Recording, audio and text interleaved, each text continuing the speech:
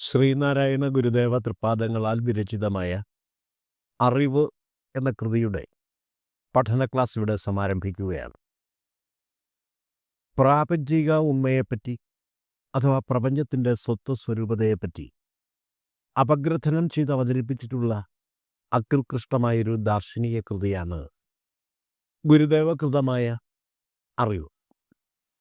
നമ്മുടെ ബോധമണ്ഡലത്തിൽ പ്രതീതികൾ ജനിപ്പിച്ചുകൊണ്ട് അനുനിമിഷം മാറ്റങ്ങൾക്ക് വിധേയപ്പെട്ടുകൊണ്ടിരിക്കുന്ന ലോകത്തെ സസൂക്ഷ്മം നിരീക്ഷിച്ച് സർവത്തെയും അറിവായി സാക്ഷാത്കരിക്കുന്ന ധ്യാനയോഗ സാധനയാണ് ഈ കൃതിയുടെ രചനയ്ക്ക് നിദാനം. തികച്ചും ഔപനിഷദമാണ് ഈ കൃതി. ഗുരുശിഷ്യ സംവാദ രൂപേണ പുരോഗമിക്കുന്ന ജ്ഞാനാന്വേഷണ മാതൃകകളാണ് ഉപനിഷത്തുക്കളിൽ കാണാൻ സാധിക്കുന്നത്. എന്നാൽ ഈ കൃതിയിൽ ഗുരുദേവന്റെ ആത്മസംവാദ രൂപേണയുള്ള ജ്ഞാനപ്രഘോഷണങ്ങളാണ് 15 ശ്ലോകങ്ങളിലായി സംഗ്രഹിച്ചിരിക്കുന്നത്. ശ്രീനാരായണ ഗുരുദേവൻ ധ്യാനയോഗ സാധനയിൽ അമർന്നിരുന്നുകൊണ്ട് മൊഴിയുന്ന ആത്മകഥങ്ങളാണ് ദർശനപുണ്യത്തിൻ്റെ സ്വാനുഭവ സാക്ഷ്യങ്ങളുടെ പ്രവാഹാമൃതമായി ഒഴുകി പരക്കുന്നത്. വിശ്വസ്ഥിതങ്ങളായ സർവത്തെയും അറിവിൻ്റെ വിലാസങ്ങളായാണ് ഈ കൃതിയിൽ അവതരിപ്പിച്ചിരിക്കുന്നത്. A masterpiece of contemplative workmanship unrivalled in literature anywhere. അതായത് അനന്യവും ചിന്തോദ്ദീപകവും സമാനതകളില്ലാത്തതുമായ ഒരു ഉത്കൃഷ്ട സാഹിത്യ സൃഷ്ടി എന്നാണ് നടരാജഗുരു ഈ കൃതിയെ വിശേഷിപ്പിച്ചത്. ഗുരുദേവകൃതമായ ദർശനമാലയിലെ ജ്ഞാനദർശനത്തിൻ്റെ നിരൂപണാത്മകമായ അനുബന്ധമായും ഈ കൃതിയെ പഠിക്കാവുന്നതാണ്. പ്രജ്ഞാനം ബ്രഹ്മ എന്ന ഉപനിഷത്ത് മഹാവാക്യ പൊരുളിനെയാണ് ജ്ഞാനയോഗ സാധനയിലൂടെ വെളിപ്പെടുത്തി അറിഞ്ഞ് ഗുരുദേവൻ ഈ കൃതിയിൽ അവതരിപ്പിച്ചിരിക്കുന്നത്. പ്രായോഗിക അദ്വൈതത്തെ ജീവിത ദർശനമായി വികസിപ്പിച്ച് ഉപദേശിച്ച ഗുരുദേവന്റെ സത്യദർശന സാക്ഷാത്കാര രംഗചിത്രമാണ് വാങ്മയ രൂപത്തിൽ ഇവിടെ കോറിയിട്ടിരിക്കുന്നത്. അറിവിൽ നിന്നും ആവിർഭവിച്ച് അറിവായി വിരാജിച്ച് അറിവിൽ വിലയം പ്രാപിക്കുന്ന പ്രപഞ്ച ചിത്രമാണ് യുക്തിയുക്തം ഈ കൃതിയിൽ വരയപ്പെട്ടിരിക്കുന്നത്. ഏകവും അഖണ്ഡവും ആദിമധ്യാന്തവിഹീനവുമായ ജ്ഞാനസ്വരൂപമാർന്ന പരമ്പൊരുളിനാൽ വിശ്വം നിറയ്ക്കപ്പെട്ടിരിക്കുന്നുവെന്നും ആ നിറവിനുള്ളിൽ പെടാത്തതായും ജ്ഞാനേതര ഗുണപ്രഭാവങ്ങളോട് കൂടിയതുമായ യാതൊന്നും ഇവിടെ ഇല്ല എന്നും ഈ കൃതിയിൽ അസന്നിഗ്ധമായി സമർത്ഥിച്ചിരിക്കുന്നു. ഈ കൃതിയുടെ ശരിയായ പഠനത്തിലൂടെ പ്രായോഗിക അദ്വൈത സാക്ഷാത്കാരം നേടിയെടുക്കാൻ സാധിക്കുന്നതാണ്. അറിവ് എന്ന പദം 51 തവണ ഈ കൃതിയിൽ ആവർത്തിച്ച് പ്രയോഗിച്ചിട്ടുണ്ട്. ജ്ഞാനം ഏവായിദം സർവം എന്നാണ് ഈ കൃതിയിലൂടെ ഗുരുദേവൻ ഉദ്ഘോഷിച്ചിരിക്കുന്നത്. യതോ വാ ഇമാനി ഭൂതാനി ജായന്തേ യേന ജാതാനി ജീവന്തി യത് പ്രയന്തി അഭിസംവിശന്തി തത് വിജ്ഞാസസ്വ തത് ബ്രഹ്മ.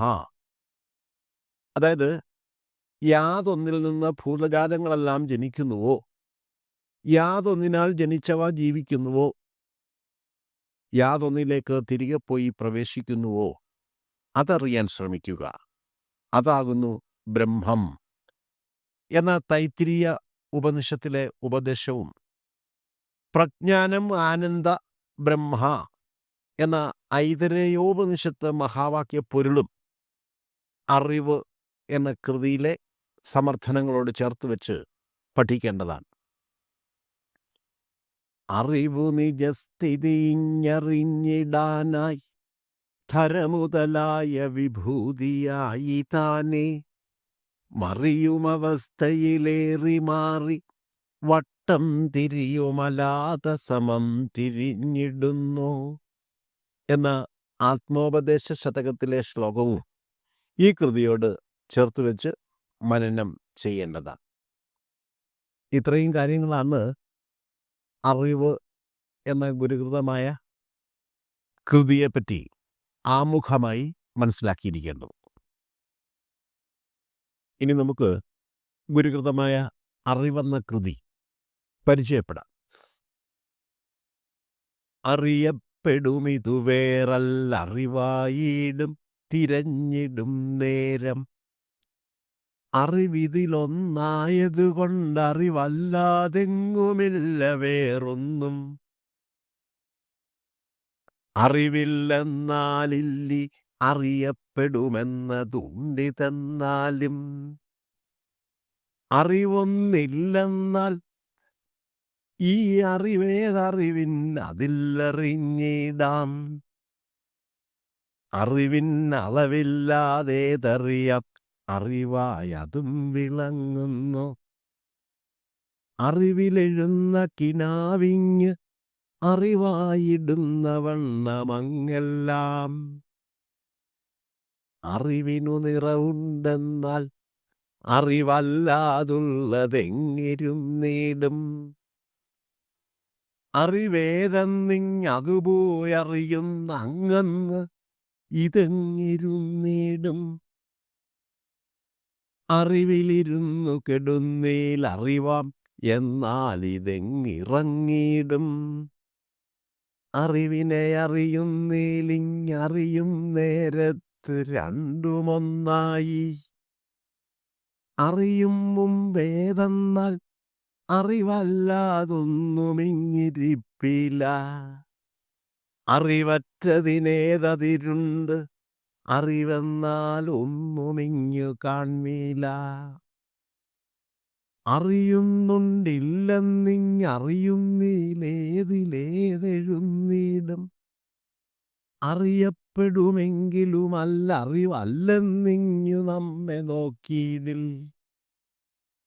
അറിവെന്നേ ഇതുമുണ്ട് അറിവുണ്ടെന്നാൽ ഇതെങ്ങു നിന്നീടും. അറിവൊന്നെണ്ണം വേറില്ലറിവല്ലാതെങ്കിലെന്തിരിക്കുന്നു. അറിവിന്നിടമൊന്നുണ്ട് ഇല്ലറിയപ്പെടുമെന്നതിന്നു വേറായി. അറിവെന്നാലങ്ങേത് ഈ അറിയപ്പെടുമെന്നതേറുമെന്നീടിൽ. അറിയുന്നേലന്ന് ഒന്നീ അറിയപ്പെടുമെന്നതുണ്ടുപോയിടും. അറിവിലിതേതറിയുന്നേലറിവെന്നാൽ എങ്ങു നിന്നു വന്നിടും. അറിവിൻ അറിവായി നിന്നേതറിയിക്കുന്നിങ് നാം അതായിടും. അറിവേദിനമെങ്ങനെ ഈ അറിയപ്പെടുമെന്ന തോതീതിൽ. അറിവെന്നതു നീ അതു നിൻ അറിവിട്ടറിയപ്പെടുന്നതെന്നായി. അറിയപ്പെടുമിതു രണ്ട് ഒന്നറിയുന്നുണ്ടെന്നും ഒന്നതില്ലെന്നും. അറിവുമതിൻ വണ്ണം ചെന്നറിയുന്നവനിൽ പകർന്നു പിന്നീടും. അറിയപ്പെടുമിതിലൊന്നി അറിവിൻ പൊരി വീണു ചീന്തി അഞ്ചായി. അറിയുന്നവനെന്നറിയാം അറിവെന്നറിയുന്നവനുമെന്നാകിൽ. അറിവൊന്ന് അറിയുന്നവനൊന്ന് അറിയുന്നതിലാറിതെട്ടുമായിടും. അറിയപ്പെടുമിതിലൊത്തി അറിവേഴൊന്നിങ്ങു താനുമെട്ടായി. അറിവിങ്ങനെ വെവ്വേറായി അറിയപ്പെടുമെന്നതും വിടുത്തിയിടിൽ.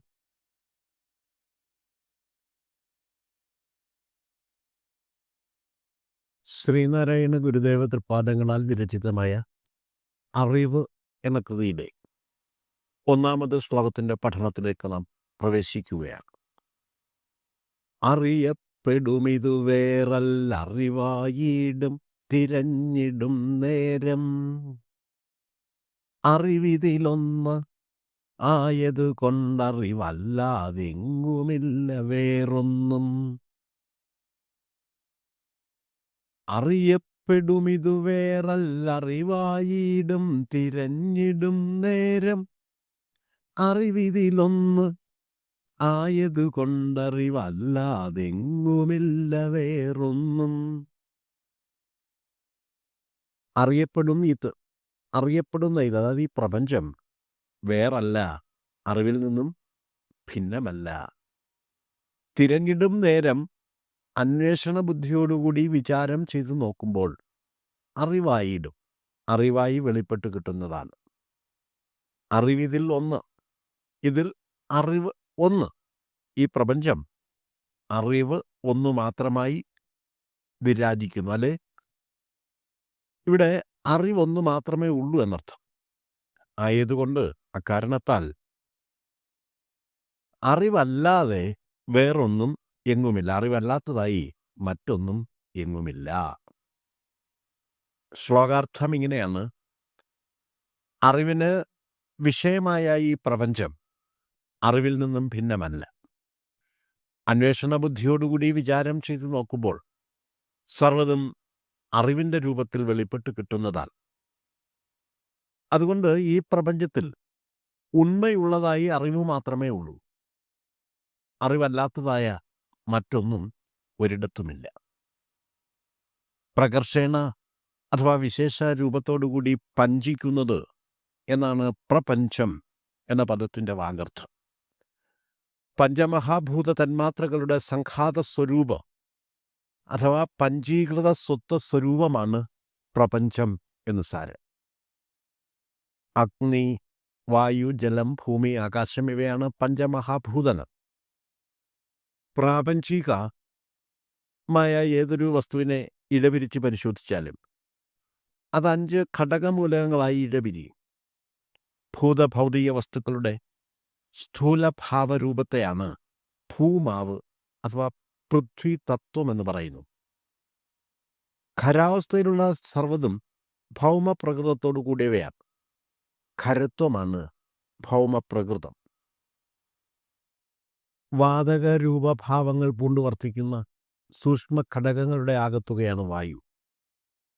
പ്രാപഞ്ചികമായ സർവ്വതിൻ്റെയും സൂക്ഷ്മാവസ്ഥയായി വായുവിനെ മനസ്സിലാക്കേണ്ടതാണ്. ദ്രാവക രൂപത്തിലുള്ളവയുടെ എല്ലാം ആകത്തുകയാണ് ജലം. ചൂടുള്ള സർവ്വതും അഗ്നിതത്വ പ്രഭാവിതങ്ങളാണ്. പ്രാപഞ്ചികതയിലെ ഉഷ്ണപ്രഭാവമാണ് അഗ്നി. അഗ്നിപ്രഭാവിതമല്ലാത്തതായി പ്രപഞ്ചത്തിൽ യാതൊന്നുമില്ല. അഗ്നിയെ ദേവഭാവം നൽകി ആരാധിക്കുന്നതിൻ്റെ പിന്നിലുള്ള ദാർശനിക യുക്തി ഇതാണ്. ഏതൊരു വസ്തുവിൻ്റെയും പ്രഭാവത്തെപ്പറ്റി വിചാരം ചെയ്തു നോക്കിയാൽ അഗ്നിതത്വമാണ് അതിൻ്റെ മൂലമെന്ന് കണ്ടെത്താൻ സാധിക്കുന്നതാണ്. ഏതൊരു വസ്തുവിനും സ്ഥിതി ചെയ്യാനുള്ള ഇടമെന്നാണ് ആകാശപദത്തിൻ്റെ വാഗർത്ഥം. അവകാശ ധാതൃ ആകാശ എന്ന് പദനിഷ്പത്തി. കാണപ്പെടുന്നതൊക്കെയും സ്ഥൂലം, സൂക്ഷ്മം, കാരണം എന്നീ 3 രൂപങ്ങളോട് കൂടിയതും പരമാത്മാവിൽ നിന്നുമുണ്ടായി അതിൽ തന്നെ ലയിക്കുന്നതുമാകുന്നു എന്നാണ് മഹാദാർശനികനായിരുന്ന ശ്രീനാരായണ ഗുരുദേവൻ പ്രപഞ്ചത്തിന് നൽകിയ നിർവചനം. കണ്ടും തൊട്ടും അളന്നും തൂക്കിയുമൊക്കെ നിർണയം ചെയ്യാവുന്ന സ്വരൂപാദികളെല്ലാം സ്ഥൂല പ്രപഞ്ചത്തിൻ്റെ പരിധിയിൽപ്പെടുന്നവയാണ്.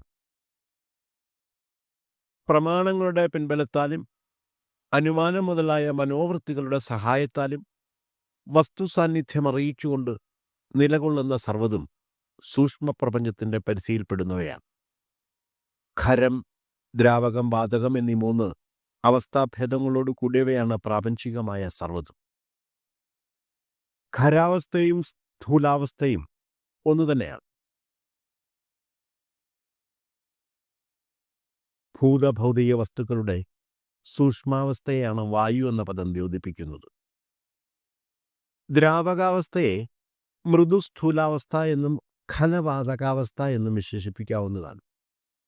ഇത്രയും കാര്യങ്ങൾ മനസ്സിൽ ഉറപ്പിച്ചെടുത്താൽ ഈ ശ്ലോകത്തിൻ്റെ അർത്ഥവിശകലനം പ്രയാസം കൂടാതെ നടത്താൻ സാധിക്കുന്നതാണ്. കാണപ്പെടും ഇത് വേറല്ലറിവായിടും തിരഞ്ഞിടും നേരം എന്ന വരികൾ ആദ്യം വ്യാഖ്യാനിക്കാം. കാണപ്പെടും ഇത് ജലമാണെന്ന് സങ്കല്പിക്കാം. ജലം എന്താകുന്നു? അതെങ്ങനെ ഉണ്ടാകുന്നു? ഉണ്ടായ ജലം പിന്നീടെങ്ങനെ ഇല്ലാതായിത്തീരുന്നു? ഈ 3 ചോദ്യങ്ങളുടെ ഉത്തരങ്ങളാണ് നമുക്ക് കണ്ടെത്താനുള്ളത്. ജലത്തിൻ്റെ സ്വത്വസ്വരൂപതയെപ്പറ്റി സൂക്ഷ്മാപഗ്രഥനം നടത്തി നോക്കിയാൽ അത് ഹൈഡ്രജൻ്റെയും ഓക്സിജൻ്റെയും 2:1 എന്ന അനുപാതത്തിലൂടെ ഉണ്ടായി വരുന്ന ഒരു പദാർത്ഥ സംയുക്തമാണെന്ന് വെളിപ്പെട്ട് കിട്ടുന്നതാണ്. അനുകൂലമായ ഊഷ്മാവും സമ്മർദ്ദവും ഉണ്ടായി വന്നപ്പോൾ വാതകരൂപികളായിരുന്ന ഹൈഡ്രജൻ തന്മാത്രകളും ഓക്സിജൻ തന്മാത്രകളും യഥാക്രമം 2:1 എന്ന അനുപാതത്തിൽ സംയോജിക്കുകയും അവയ്ക്ക് ദ്രാവകാവസ്ഥ കൈവന്ന് ഭവിക്കുകയും ചെയ്തു. അന്തരീക്ഷവായുവിൻ്റെ ചലനത്തിലൂടെ ഉരുത്തിരിഞ്ഞ ഗതികോർജ സമ്മർദ്ദവും അഗ്നിപ്രഭാവവുമാണ് ജലരൂപീകരണ പ്രക്രിയയ്ക്ക് കാരണമായി ഭവിച്ചത്. ജലത്തിലെ ഘടകമൂലകങ്ങളായ ഹൈഡ്രജനും ഓക്സിജനും സൂക്ഷ്മാവസ്ഥയിലുള്ള വാതക രൂപഭാവങ്ങളെ വെടിഞ്ഞ് മൃദുസ്ഥൂല ഭാവങ്ങളെ പ്രാപിക്കുമ്പോഴുണ്ടാകുന്ന പ്രതീത വസ്തുവാണ് ജലം.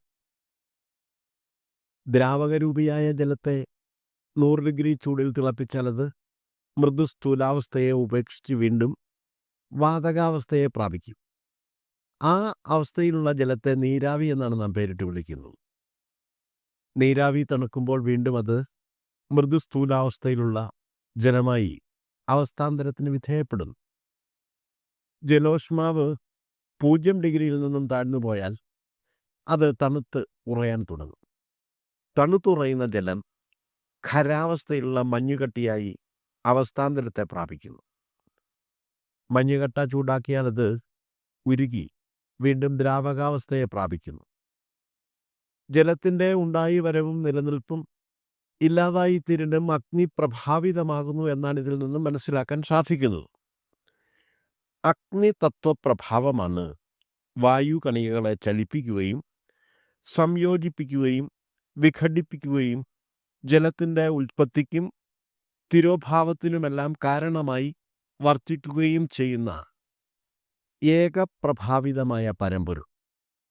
ഈ പരമ്പൊരുളിനെ തന്നെയാണ് ദാർശനികന്മാർ പരമാത്മാവെന്ന് വിളിച്ചിട്ടുള്ളത്. പ്രാപഞ്ചിക പ്രതീതികളെല്ലാം ഇത്തരത്തിൽ അറിവിന് വിഷയീഭവിപ്പിച്ച് അറിവായി വെളിപ്പെടുത്തി സ്ഥിരീകരിക്കാമെന്നാണ് ഈ ശ്ലോകത്തിൽ ഗുരു പറഞ്ഞിരിക്കുന്നു. അറിവിതിലൊന്ന് ആയതുകൊണ്ട് അറിവല്ലാതെങ്ങുമില്ല വേറൊന്നും എന്നാണ് ശ്ലോകത്തിൻ്റെ അവസാന പകുതിയിൽ പറഞ്ഞിരിക്കുന്നത്. ഇത് എന്ന തരത്തിൽ തൊട്ടറിയുകയും എണ്ണിപ്പറയുകയും ചെയ്യുന്ന ജലത്തെ സൂക്ഷ്മാപഗ്രഥനം ചെയ്ത് കാര്യകാരണ സഹിതം നിരൂപിച്ചറിയുന്ന അറിവ് ഏകമാകുന്നു എന്നാണ് ഇവിടെ പറഞ്ഞിരിക്കുന്നത്. ജലത്തിന് സ്ഥൂലം, സൂക്ഷ്മം അഥവാ ഭൗതികം, ഭൗതികാതീതം എന്നിങ്ങനെ 2 സ്വത്വസ്വരൂപതകൾ അഥവാ ഉണ്മാവിശേഷങ്ങൾ ഉണ്ടെന്ന് തോന്നുമെങ്കിലും സ്ഥൂല സൂക്ഷ്മ സമന്വിത തത്വമാകുന്നു അതിൻ്റെ യഥാർത്ഥ ഉണ്മ എന്നാണ് ഈ പറഞ്ഞിരിക്കുന്നതിൻ്റെ പൊരുൾ.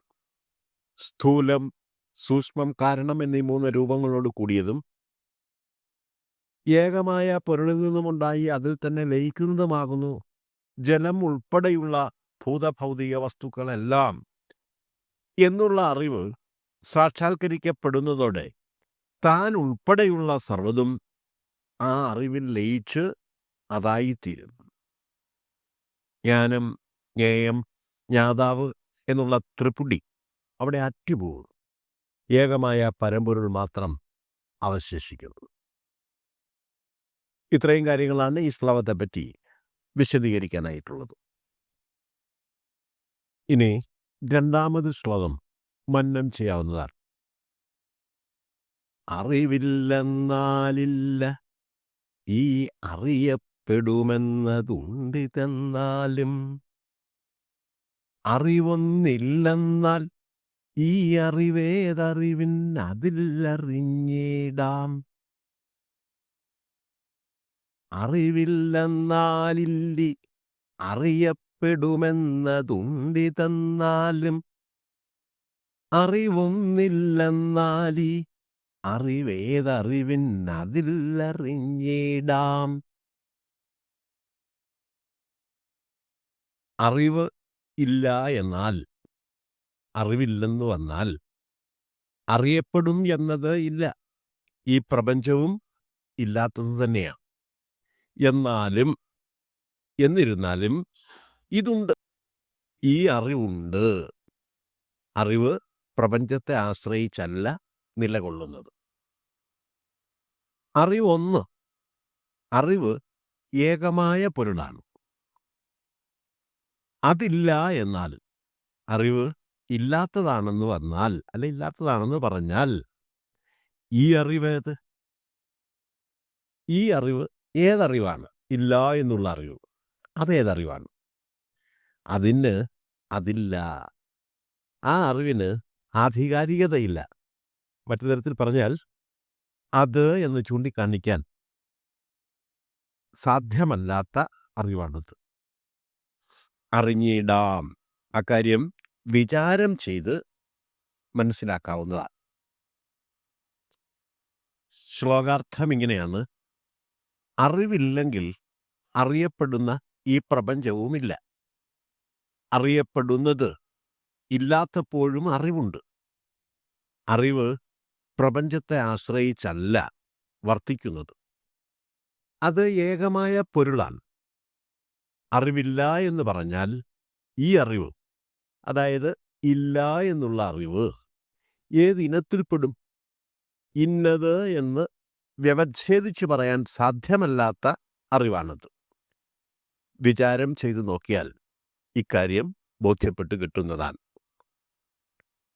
നാം ശരീരമല്ല, അറിവാകുന്നു.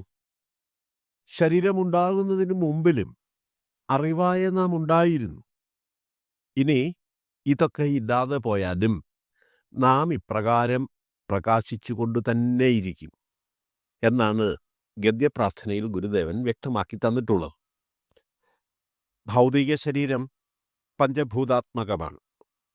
ഭൗമതന്മാത്രകളും ജലതന്മാത്രകളും വായുതന്മാത്രകളും അഗ്നിതന്മാത്രകളും വിശേഷേണ സംയോജിച്ചുണ്ടാകുന്നതും വിശ്വാകാശസ്ഥിതവുമാണ് ഭൂതഭൗതിക ദേഹം. അങ്ങനെയുള്ള ദേഹത്തെ ചൈതന്യവത്താക്കി തീർക്കുന്ന ജീവാത്മസത്ത ശരീരത്തിൻ്റെ ഉരുവപ്പെടലിനു മുമ്പും ഇവിടെ തന്നെ ഉണ്ടായിരുന്നു. എന്നിലെ ഞാനാകുന്ന സത്ത ജഡാത്മകമല്ല, അറിവാകുന്നു എന്ന ബോധം ഉണർത്തുന്ന ശക്തിയായി വർത്തിക്കുന്നത് ആത്മപ്രഭാവിതമായ അറിവ് തന്നെയാണ്.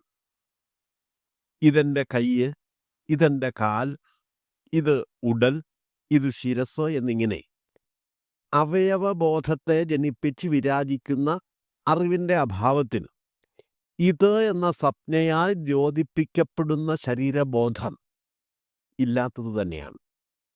ബോധരൂപത്തിലാണ് ശരീരമുള്ളതായി അനുഭവപ്പെടുന്നതെന്ന് സാരം. ബോധാനുഭവം ഇല്ലാത്തിടത്ത് ശരീരാനുഭവവുമില്ല എന്നുള്ള യുക്തി വെച്ച് ബാഹ്യപ്രപഞ്ചം അറിവിൻ്റെ അഭാവത്തിൽ കാണപ്പെടുന്നതായി ഭവിക്കുന്നതല്ല.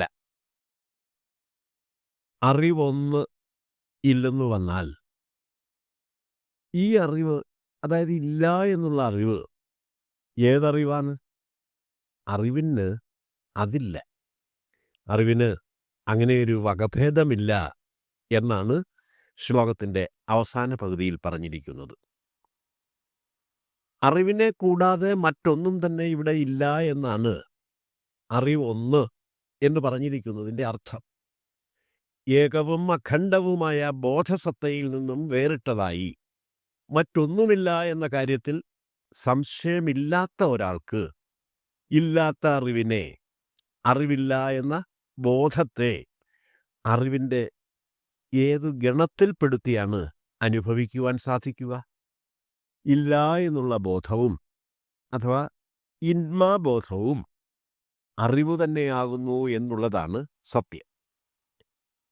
അറിയുന്നു എന്ന ബോധം അനുഭവിക്കുന്നത് ഞാനാണ്. ഞാൻ എന്ന ബോധവും അറിവ് തന്നെയാണ്. ഗുരുദേവൻ ഈ തത്വം ആത്മോപദേശ ശതകത്തിൽ വരഞ്ഞു കാണിച്ചിരിക്കുന്നത് ഇപ്രകാരമാണ്: അറിവഹമെന്നതു രണ്ടുമേകമാം ആവരണമൊഴിഞ്ഞവൻ അന്യനുണ്ടുവാദം. അറിവിനെ വിട്ടഹമന്യമാകുമെന്നാൽ അറിവിനെ ഇങ്ങറിയാനുമാരുമില്ല. അറിവിനെ ചിന്താവിഷയമാക്കുന്നതിലെ ഈ തത്വം ലോകത്തെ ചിന്താവിഷയമാക്കുന്നതിലും ശരി തന്നെയാണ്. അനന്തവിസ്തൃതമായ ലോകത്തെ ഉണ്ടെന്നോ ഇല്ലെന്നോ അറിയാൻ ആരുമില്ല എന്ന് സങ്കല്പിക്കുക. അപ്പോൾ ലോകം ഉണ്ടെന്നോ ഇല്ലെന്നോ ഉള്ളത് അറിവിൽ വിരാജിക്കുന്ന ബോധം തന്നെയാണെന്ന് വരുന്നു. ചുരുക്കി പറഞ്ഞാൽ, അറിവില്ലാതെ അറിയപ്പെടുന്നതിനൊന്നും ഉണ്മയില്ല. അറിയൽ പ്രക്രിയ നടക്കാത്തിടത്ത് അറിയുന്നവൻ എന്ന പദവിയും അറിയപ്പെടുന്നത് എന്ന പദവിയും ഇല്ലാത്തത് തന്നെയാ. അറിവുള്ളിടത്തു മാത്രമേ അറിയുന്നവനും അറിയപ്പെടുന്നവനും ഉള്ളൂ എന്ന് സാരം. ഇനി മൂന്നാമത് ശ്ലോകത്തിന്റെ പഠനത്തിലേക്ക് പ്രവേശിക്കാവുന്നതാണ്. അറിവിന്നളവില്ലാതേതറിയാം, അറിവായതും വിളങ്ങുന്നു. അറിവിലെഴുന്ന കിനാവിഞ്ഞറിവായിടുന്ന വണ്ണമങ്ങെല്ലാം. അറിവിന്നളവില്ലാതേതറിയാം, അറിവായതും വിളങ്ങുന്നു. അറിവിലെഴുന്ന കിനാവിഞ്ഞറിവായിടുന്ന വണ്ണമങ്ങെല്ലാം. അറിവിനളവില്ലാതെ, അറിവിനെ അളന്നറിയാനുള്ള അളവുകോലില്ലാതെ ഏതറിയാം, യാതൊന്നിനെ അറിയാൻ സാധിക്കുന്നുവോ അതും അറിവായി വിളങ്ങുന്നു. അതും അറിവായി തന്നെ പ്രകാശിക്കുന്നു. അറിവിൽ എഴുന്ന, അറിവിൽ പൊന്തി വരുന്ന കിനാവിഞ്ഞ്, കിനാവിവിടെ അറിവായിടുന്ന വണ്ണം അങ്ങെല്ലാം അറിവ് തന്നെയായിരിക്കുന്നത് പോലെയാണ് ഒരേ അറിവ് എല്ലാമായി ഭാസിക്കുന്നത്.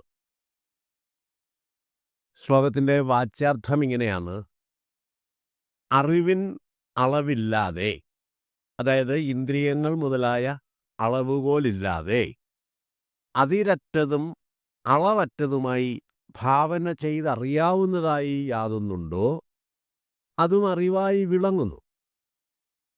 ഏകവും അഖണ്ഡവുമായ പരമ്പൊരുളിനെ പറ്റിയാണ് ഇവിടെ പറഞ്ഞിരിക്കുന്നത്. സീമാവിഹീനം അഥവാ അഖണ്ഡമാകുന്നു അറിവിൻ്റെ പരമസ്വരൂപം.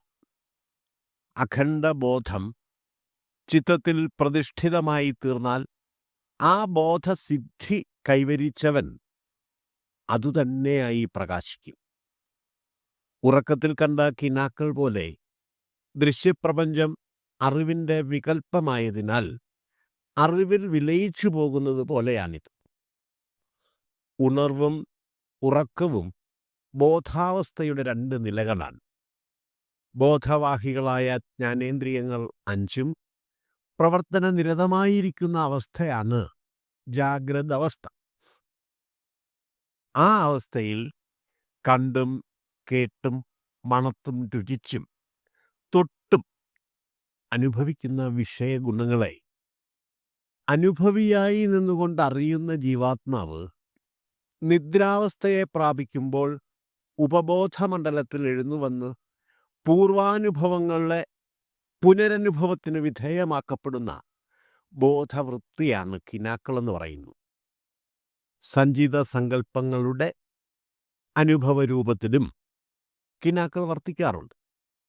പൂർവാനുഭവങ്ങളുടെ സമ്പൂരണങ്ങളോ സങ്കല്പങ്ങളുടെ സൃഷ്ടികളോ ആണ് കിനാക്കളൊക്കെ. അറിവിൽ നിന്നും അറിവായി ഉറന്നെഴുന്നുവന്ന് അറിവിൽ തന്നെ വിലയിക്കുന്ന വികൽപ്പങ്ങളാണവ. ബോധമണ്ഡലത്തിൽ ഉരുവപ്പെട്ട് ബോധരൂപേണ വർത്തിച്ച് ബോധമണ്ഡലത്തിൽ തന്നെ വിലയിക്കുന്ന കിനാക്കൾ പോലെയാണ് ഏകമായ പരമ്പൊരുളിൽ നിന്നുമുണ്ടായി അതിൽ തന്നെ വിലയിക്കുന്ന പ്രപഞ്ചത്തിൻ്റെയും നില എന്നാണ് ഈ ശ്ലോകത്തിൽ പറഞ്ഞിരിക്കുന്നത്.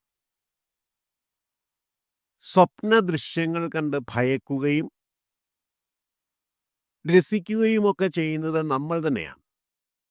സ്വപ്നത്തിൽ അറിയപ്പെടുന്ന വിഷയങ്ങളായും അറിയുന്നവനായും ഭാസിക്കുന്നത് ഒരേ ബോധം തന്നെയാണ്. ആ ബോധത്തിന് വെളിയിൽ ഒരു സ്വപ്നദൃശ്യവുമില്ല. അതിൻ്റെ കാഴ്ചക്കാരനുമില്ല, കാഴ്ചയുമില്ല. ഇത് തന്നെയാണ് ജാഗ്രത നാം അനുഭവിച്ചുകൊണ്ടിരിക്കുന്ന പ്രപഞ്ചത്തിൻ്റെയും സ്ഥിതി. അറിയപ്പെടുന്നതും അറിവും ഏകവും അഖണ്ഡവുമായ ബോധത്തിൽ അഥവാ അറിവിൽ രൂപം കൊള്ളുന്ന പ്രതീതികൾ മാത്രമാണ്. സത്ത് എന്ന നിലയിൽ അറിവ് ലോകമായി ഭാസിക്കുന്നു. ആനന്ദം എന്ന നിലയിൽ അറിവ് സുഖാനുഭവങ്ങളായി ഭാസിക്കുന്നു. എല്ലാം അറിവിൻ്റെ പ്രകാശം മാത്രമാണ്. സകലതിൻ്റെയും അളവുകോലായിരിക്കുന്നത് അറിവാണ്. ആ അറിവിനെ അളക്കാൻ സാധിക്കാത്തത് അത് അളവുകോൽ തന്നെയായിരിക്കുന്നത് കൊണ്ടാണ്. പറയെ പറ കൊണ്ട് അളക്കാൻ സാധ്യമല്ലല്ലോ. അതുപോലെ സർവത്തിനെയും അളക്കുന്ന അളവുകോലായ അറിവിനെ അറിവ് കൊണ്ട് തന്നെ അളക്കാൻ സാധ്യമല്ല. സർവാനുഭവങ്ങളുമായി വിരാജിക്കുന്നത് ആ ഒരേ അറിവ് തന്നെയാണ്. അറിവിലെഴുന്ന കിനാവിഞ്ഞറിവായിടുന്ന വണ്ണമങ്ങെല്ലാം എന്ന് ശ്ലോകത്തിൻ്റെ ഉത്തരാർത്ഥത്തിൽ പറഞ്ഞിരിക്കുന്നതിൻ്റെ അർത്ഥം ഇത്തരത്തിലാണ് വ്യാഖ്യാനിച്ച് മനസ്സിലാക്കേണ്ടത്. അടുത്തതായി 4ാമത് ശ്ലോകത്തിൻ്റെ വ്യാഖ്യാനത്തിലേക്ക് കടക്കാവുന്നതാണ്. അറിവിനു നിറവുണ്ടെന്നാൽ അറിവല്ലാതുള്ളതെങ്ങിരുന്നേടും. അറിവേതെന്നിഞ്ഞതുപോയി അറിയുന്ന അങ്ങന്നിതെങ്ങിരുന്നേടും. അറിവിനു നിറവുണ്ടെന്നാൽ അറിവല്ലാതുള്ളതെങ്ങിരുന്നീടും. അറിവേതെന്നിഞ്ഞതുപോയി അറിയുന്ന അങ്ങന്നിതെങ്ങിരുന്നീടും. അറിവിന് നിറവുണ്ടെന്നാൽ അറിവ് എല്ലായിടത്തും നിറഞ്ഞിരിക്കുന്നു എന്ന് പറഞ്ഞാൽ, അല്ലെ നിറഞ്ഞിരിക്കുന്നു എന്നതുകൊണ്ട് അറിവല്ലാത്തത് എങ്ങ് ഇരുന്നിടും, എവിടെയാണ് സ്ഥിതി ചെയ്യുന്നത്? അറിവേത് എന്ന്, അറിവ് എന്താകുന്നു എന്ന്, അതുപോയി അറിയുന്നു അങ്ങ് എന്ന്. അറിവ് തന്നെ പോയി അങ്ങ് എവിടെയോ ഇരിക്കുന്നു എന്ന തരത്തിൽ അറിയാൻ നോക്കിയാൽ ഇത് എങ്ങിരുന്നിടും? ഇങ്ങനെ ഒരു അറിവ് എവിടെയാണ് ഇരിക്കുന്നത്? ശ്ലോകത്തിൻ്റെ വാച്യാർത്ഥം ഇങ്ങനെയാണ്: അറിയപ്പെടുന്ന വിഷയമായും അറിയുന്നവനായും ഭാസിക്കുന്ന അറിവിന് അഥവാ ആത്മാവിന് മാത്രമാണ് നിറവുള്ളത്. ആത്മജ്യോതിസിന് മാത്രമാണ് നിറവുള്ളത്.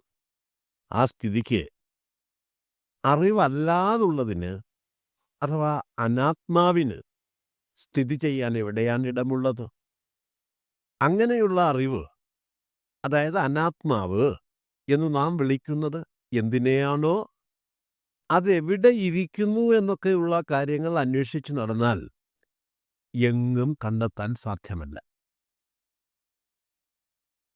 അറിയപ്പെടുന്നതിലെല്ലാം ഏകമായ പൊരുളായി വർത്തിക്കുന്നത് അറിവ് മാത്രമാണ്. അറിവ് പൂർണ്ണവും അഖണ്ഡവുമാണ്. അങ്ങനെയുള്ള അറിവിനാൽ വിശ്വം മുഴുവൻ നിറഞ്ഞിരിക്കുന്നത് കൊണ്ട് അറിവല്ലാത്തതിനൊന്നും സ്ഥിതി ചെയ്യാനുള്ള ഇടം എങ്ങുമില്ല. നാം കണ്ണുകൊണ്ട് കണ്ടറിയുന്നതെല്ലാം പ്രത്യക്ഷത്തിലുള്ള അറിവാണ്. ഊഹാപോഹങ്ങളിലൂടെ അറിയുന്നതാണ് അനുമാനം. പുകയുള്ളിടത്ത് തീയുണ്ടാകാൻ സാധ്യതയുണ്ടെന്നുള്ള അറിവ് അനുമാനജ്ഞാനമാണ്. ഉപമയുടെ സഹായത്താൽ അറിയുന്ന അറിവാണ് ഉപമാനജ്ഞാനം. ഈ വക പ്രമാണങ്ങൾക്ക് പ്രസക്തിയുള്ളത് ഒരാൾക്ക് മറ്റൊന്നിനെ അറിയേണ്ടി വരുന്ന സന്ദർഭങ്ങളിൽ മാത്രമാണ്. അയാൾക്ക് സ്വയം അറിയേണ്ടതായി വരുമ്പോൾ പ്രമാണങ്ങൾ ഒഴിവാക്കി അന്വേഷണം സ്വാത്മാവിലേക്ക് തിരിച്ചുവിട്ടാൽ മാത്രമേ അത് ഫലവത്തായി ഭവിക്കുകയുള്ളൂ. ത്രിപുടി അറ്റ അറിവായി അറിയുന്നവനും അറിയപ്പെടുന്ന വസ്തുവും അറിയൽ പ്രക്രിയയും ഒന്നായിത്തീരുന്ന അവസ്ഥയിലാണ് ആത്മജ്ഞാനം പ്രകാശിതമായി തീരുന്നത്. ഇത്രയും കാര്യങ്ങളാണ് ഈ ഒരു ശ്ലോകത്തെപ്പറ്റി വിശദീകരിക്കാനായിട്ടുള്ളത്. ഇനി നമുക്ക് 5-ാമത് ശ്ലോകത്തിന്റെ പഠനത്തിലേക്ക് കടക്കാവുന്നതാണ്. അറിവിലിരുന്നു കെടുന്നേൽ അറിവാമെന്നാൽ ഇതെങ്ങിറങ്ങിടും. അറിവിനെ അറിയുന്നേലിങ്ങറിയും നേരത്ത് രണ്ടുമൊന്നായി. അറിവിലിരുന്നു കെടുന്നേൽ അറിവാമെന്നാൽ ഇതെങ്ങിറങ്ങിടും. അറിവിനെ അറിയുന്നേലിങ്ങറിയും നേരത്ത് രണ്ടുമൊന്നായി. അറിവിലിരുന്ന് അറിവാം ഇത് കെടുന്നില്ല, എന്നാൽ ഇത് എങ്ങിറങ്ങിയിടും. ഇനി അറിയുന്ന നേരത്ത് അറിവിനെ അറിയുന്നില്ല, രണ്ടും ഒന്നായിത്തീരുന്നു. അറിവാം ഇത് അറിവാകുന്ന ഇത് ഈ പ്രപഞ്ചം അറിവിലിരുന്ന് കെടുന്നില്ല, അറിവിലിരുന്ന് കെട്ടുപോകുന്നില്ല. എന്നാൽ അങ്ങനെയാണെങ്കിൽ ഇതെങ്ങിറങ്ങിയിടും. ഈ ലോകം അറിവിലേക്കല്ലാതെ മറ്റെങ്ങോട്ടാണ് ഇറങ്ങി വരുന്നതല്ല ഇറങ്ങി പോകുന്നത്? അറിവിനെ അറിയുന്നില്ലെങ്കിൽ ലോകത്തെ അറിയുമ്പോൾ അതിൽ പൊരുളായിരിക്കുന്നത് അറിവാകുന്നു എന്ന് നാം അറിയുന്നില്ല. അറിയുന്ന നേരത്ത് അതറിയുമ്പോൾ രണ്ടും ഒന്നായി. ആ പൊരുളും കാണപ്പെടുന്ന ലോകവും രണ്ടല്ല എന്ന ബോധ്യം വെളിപ്പെട്ട് കിട്ടും. ശ്ലോകത്തിന്റെ വാച്യാർത്ഥം ഇങ്ങനെയാണ്: സർവത്ര സർവ്വതിലും നിറഞ്ഞിരിക്കുന്ന പൊരുളാണ് അറിവ്. അതിന് അറിവാകുന്ന പദവിയിൽ നിന്നും ഇറങ്ങി വന്ന് മറ്റൊന്നായി മാറാൻ ഒരിക്കലും സാധ്യമല്ല. ഏത് രൂപത്തിൽ വന്നാലും അത് അറിവ് തന്നെ ആയിരിക്കും. അറിവ് മാത്രമാണ് എല്ലായിടത്തുമുള്ള സത്യമെങ്കിൽ ഈ ലോകം അറിവിലേക്കല്ലാതെ മറ്റെങ്ങോട്ട് പോകാനാണ്? സാധാരണഗതിയിൽ ലോകത്തെയും നമ്മളെയും നാം രണ്ടായിട്ടാണ് അറിയുന്നത്. എന്നാൽ ലോകത്തെ അറിവിൻ്റെ രൂപത്തിൽ വെളിപ്പെടുത്തി അറിയാൻ തുടങ്ങുമ്പോൾ മുതൽ അറിവും അറിയപ്പെടുന്ന ലോകവും രണ്ടല്ല, ഒന്നു തന്നെ ആകുന്നു എന്ന ബോധം ഉറച്ചു കിട്ടാൻ തുടങ്ങും. ഒരു കാര്യത്തെപ്പറ്റി ശരിയായി അറിഞ്ഞു കഴിഞ്ഞാൽ പിന്നെ ആ അറിവിന് കെടുതി ഉണ്ടാവുന്നതല്ല. അത് സ്മരണയായി അറിവിൽ നിലനിൽക്കും. അറിവിനൊരിക്കലും അറിവല്ലാതായി തീരാൻ സാധ്യമല്ല. അറിവിന് അറിവിൻ്റെ നിലവിട്ട് പ്രകാശിക്കാൻ സാധ്യമല്ല. അതുപോലെ പരമാർത്ഥത്തിലുള്ള ഒന്നിനും ആ പദവിയെ വിട്ട് ഉന്മാരഹിതമായി വർത്തിക്കുവാൻ സാധ്യമല്ല. ബാഹ്യരൂപങ്ങൾക്ക് മാത്രമേ മാറ്റങ്ങൾക്ക് വിധേയപ്പെടാനാകൂ. ഇക്കാര്യം വെളിപ്പെടുത്തി തരാനായി ഛാന്തോഗ്യ ഉപനിഷത്തിലൊരു ഉദാഹരണം പറഞ്ഞിട്ടുണ്ട്. ഒരു സ്വർണ്ണപ്പണിക്കാരൻ ഒരു തുണ്ട് സ്വർണമെടുത്ത് അതിൽ നിന്നും ഒരു മോതിരമുണ്ടാക്കുന്നു എന്ന് വിചാരിക്കുക. കുറച്ചുനാൾ കഴിഞ്ഞ് ആ മോതിരം ഉരുക്കി അയാൾ മറ്റൊരു ആഭരണമുണ്ടാക്കുന്നു എന്നും കരുതുക. അപ്പോൾ ആഭരണങ്ങളായി ആ സ്വർണത്തിന് രൂപമാറ്റം സംഭവിക്കുന്നുണ്ടെങ്കിലും പൊരുളായിരിക്കുന്ന സ്വർണത്തിന് യാതൊരു മാറ്റവും സംഭവിക്കുന്നില്ല. നാമങ്ങൾക്കും രൂപങ്ങൾക്കും മാറ്റം സംഭവിക്കുന്നുണ്ട് എന്നുള്ളത് സത്യമാണെങ്കിലും അറിവായിരിക്കുന്ന പൊരുൾ മാറ്റം കൂടാതെ തന്നെ അവശേഷിക്കുന്നു.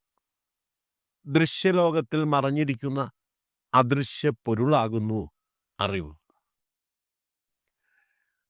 ലോകത്തിന് അറിവിനെ വിട്ടൊരു സത്തയില്ല. ഉലകിന് വേറൊരു സത്തയില്ല എന്ന് സാരം. അറിവ് തന്നെ വടിവാർന്ന് വിലാസം ചെയ്യുന്നതാണ് ലോകം.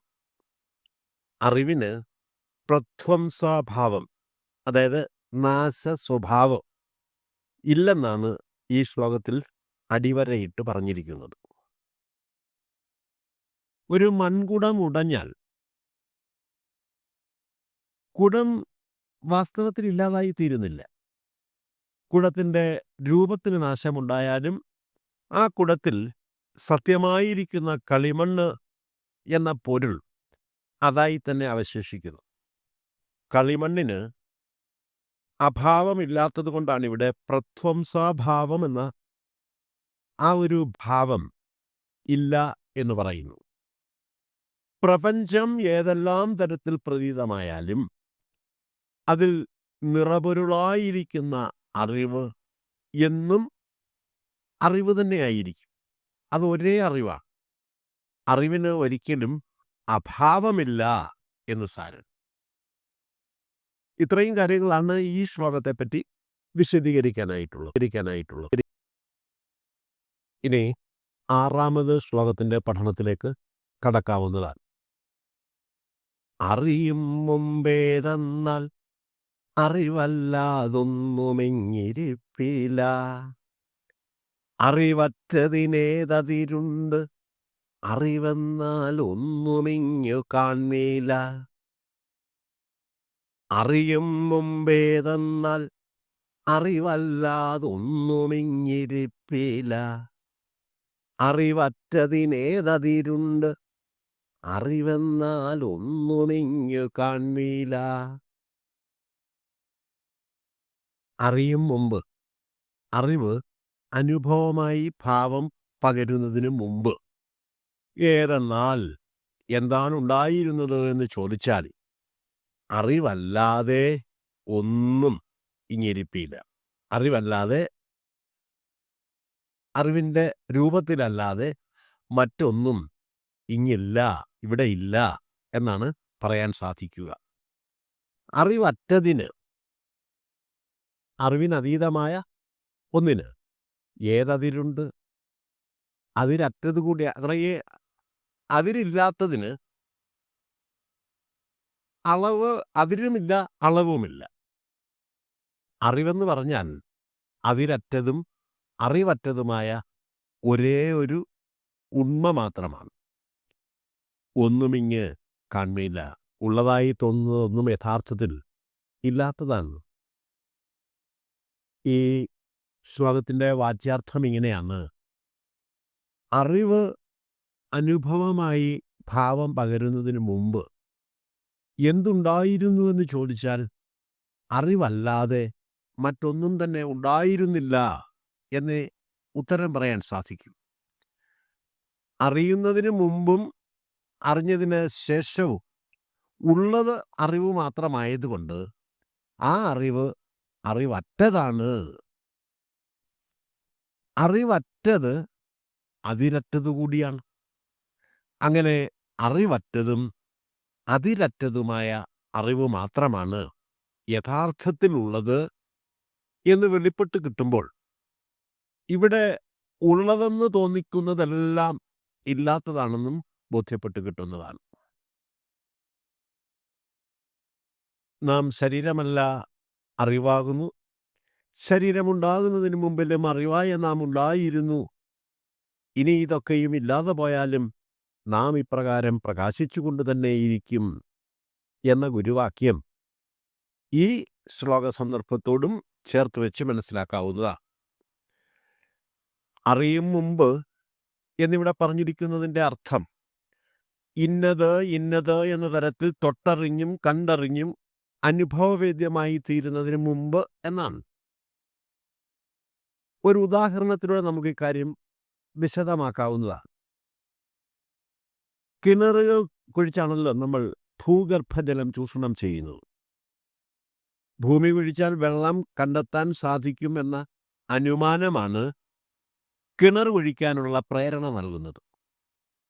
കിണർ കുഴിക്കുമ്പോൾ വാസ്തവത്തിൽ അവിടെ തന്നെ ഉണ്ടായിരുന്ന വെള്ളമാണ് നാം കണ്ടെത്തി നമ്മുടെ ആവശ്യങ്ങൾ നിറവേറ്റാനായി കോരിയെടുക്കുന്നത്. എന്നാൽ കിണർ കുഴിച്ച് കഴിയുന്നതിന് മുമ്പ് അവിടെ ജലസാന്നിധ്യം ഉണ്ടായിരുന്നു എന്നുള്ള അറിവ് അനുമാന രൂപത്തിലാണ് വർത്തിച്ചിരുന്നത്. കിണർ ജലം കണ്ടെടുത്ത് സ്ഥിരീകരിച്ചതിനു ശേഷം ആ അറിവിന് അനുമാന രൂപം മാറി സ്ഥിരീകരണ രൂപം കൈവന്നു ചേരുന്നു. ഈ രൂപാന്തരണമാണ് അറിയുന്നതിന് മുമ്പും അറിഞ്ഞതിന് ശേഷവുമുള്ള അറിവിനെ വ്യതിരിക്തതയുള്ളതാക്കി തീർക്കുന്നത്. ഈ വ്യതിരേകം വാസ്തവത്തിൽ അറിവിൻ്റെ ഭേദം തന്നെയാണ്. നമ്മുടെ ബോധമണ്ഡലത്തിനകത്ത് വർത്തിക്കുന്ന അറിവിന് അതിരുകളുണ്ട്. ബോധമണ്ഡലത്തിന് പുറത്തുള്ള അറിവിനെയാണ് അതിരറ്റതും അളവറ്റതുമായ അറിവായി മനസ്സിലാക്കേണ്ടത്. ബോധമണ്ഡലത്തിനകത്തും പുറത്തും ഒരുപോലെ നിറഞ്ഞു വിലാസം ചെയ്യുന്നത് ഏകവും അഖണ്ഡവുമായ അറിവാണ്. അകവും പുറവും അളവുമെല്ലാം മനോവ്യാപാരങ്ങൾ ഉള്ളിടത്ത് മാത്രം പ്രസക്തങ്ങളായ കാര്യങ്ങളാണ്. ഇക്കാര്യങ്ങളെപ്പറ്റിയെല്ലാം സമഗ്രമായി അറിഞ്ഞു കഴിയുമ്പോൾ അതുവരെ ഉണ്ട് ഉണ്ട് എന്ന തരത്തിൽ പ്രതീതി ജനിപ്പിച്ച് വിരാജിച്ചു കൊണ്ടിരുന്നതൊന്നും യഥാർത്ഥ ഉന്മാവിശേഷത്തോടുകൂടിയവയായിരുന്നില്ല എന്ന് ബോധ്യപ്പെട്ട് കിട്ടുന്നതാണ്. ഇത്രയും കാര്യങ്ങളാണ് ഈ ശ്ലോകത്തെപ്പറ്റി വിശദീകരിക്കാനായിട്ടുള്ളത്. കൃതിയിലെ 7ാമത് ശ്ലോകം ഇനി മനനം ചെയ്യാൻ.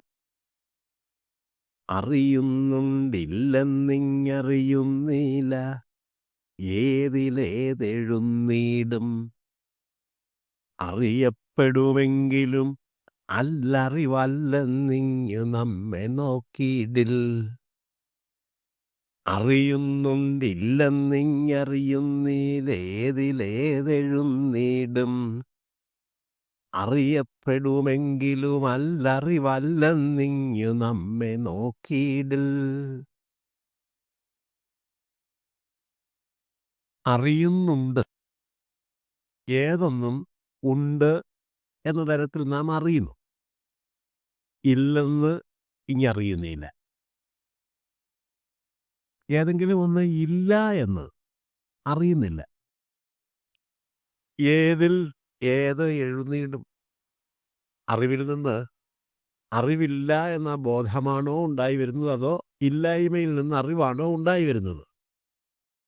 അറിയപ്പെടുമെങ്കിലും അറിവല്ലാത്തതിനെ അറിയുന്നു എന്ന തരത്തിൽ വിഷയങ്ങൾ അറിവിന് പാത്രീഭവിക്കുന്നുണ്ടെങ്കിൽ പോലും അല്ല, അറിവല്ല എന്ന് വിഷയരൂപത്തിലിരിക്കുന്നതും അറിവല്ലാത്തതല്ല എന്ന് ഇങ്ങ് നമ്മെ നോക്കിയിടിൽ നാം നമ്മെ തന്നെ അറിയുന്ന പ്രകാരം നിലച്ചാൽ ബോധ്യപ്പെട്ട് കിട്ടുന്നതാണ്.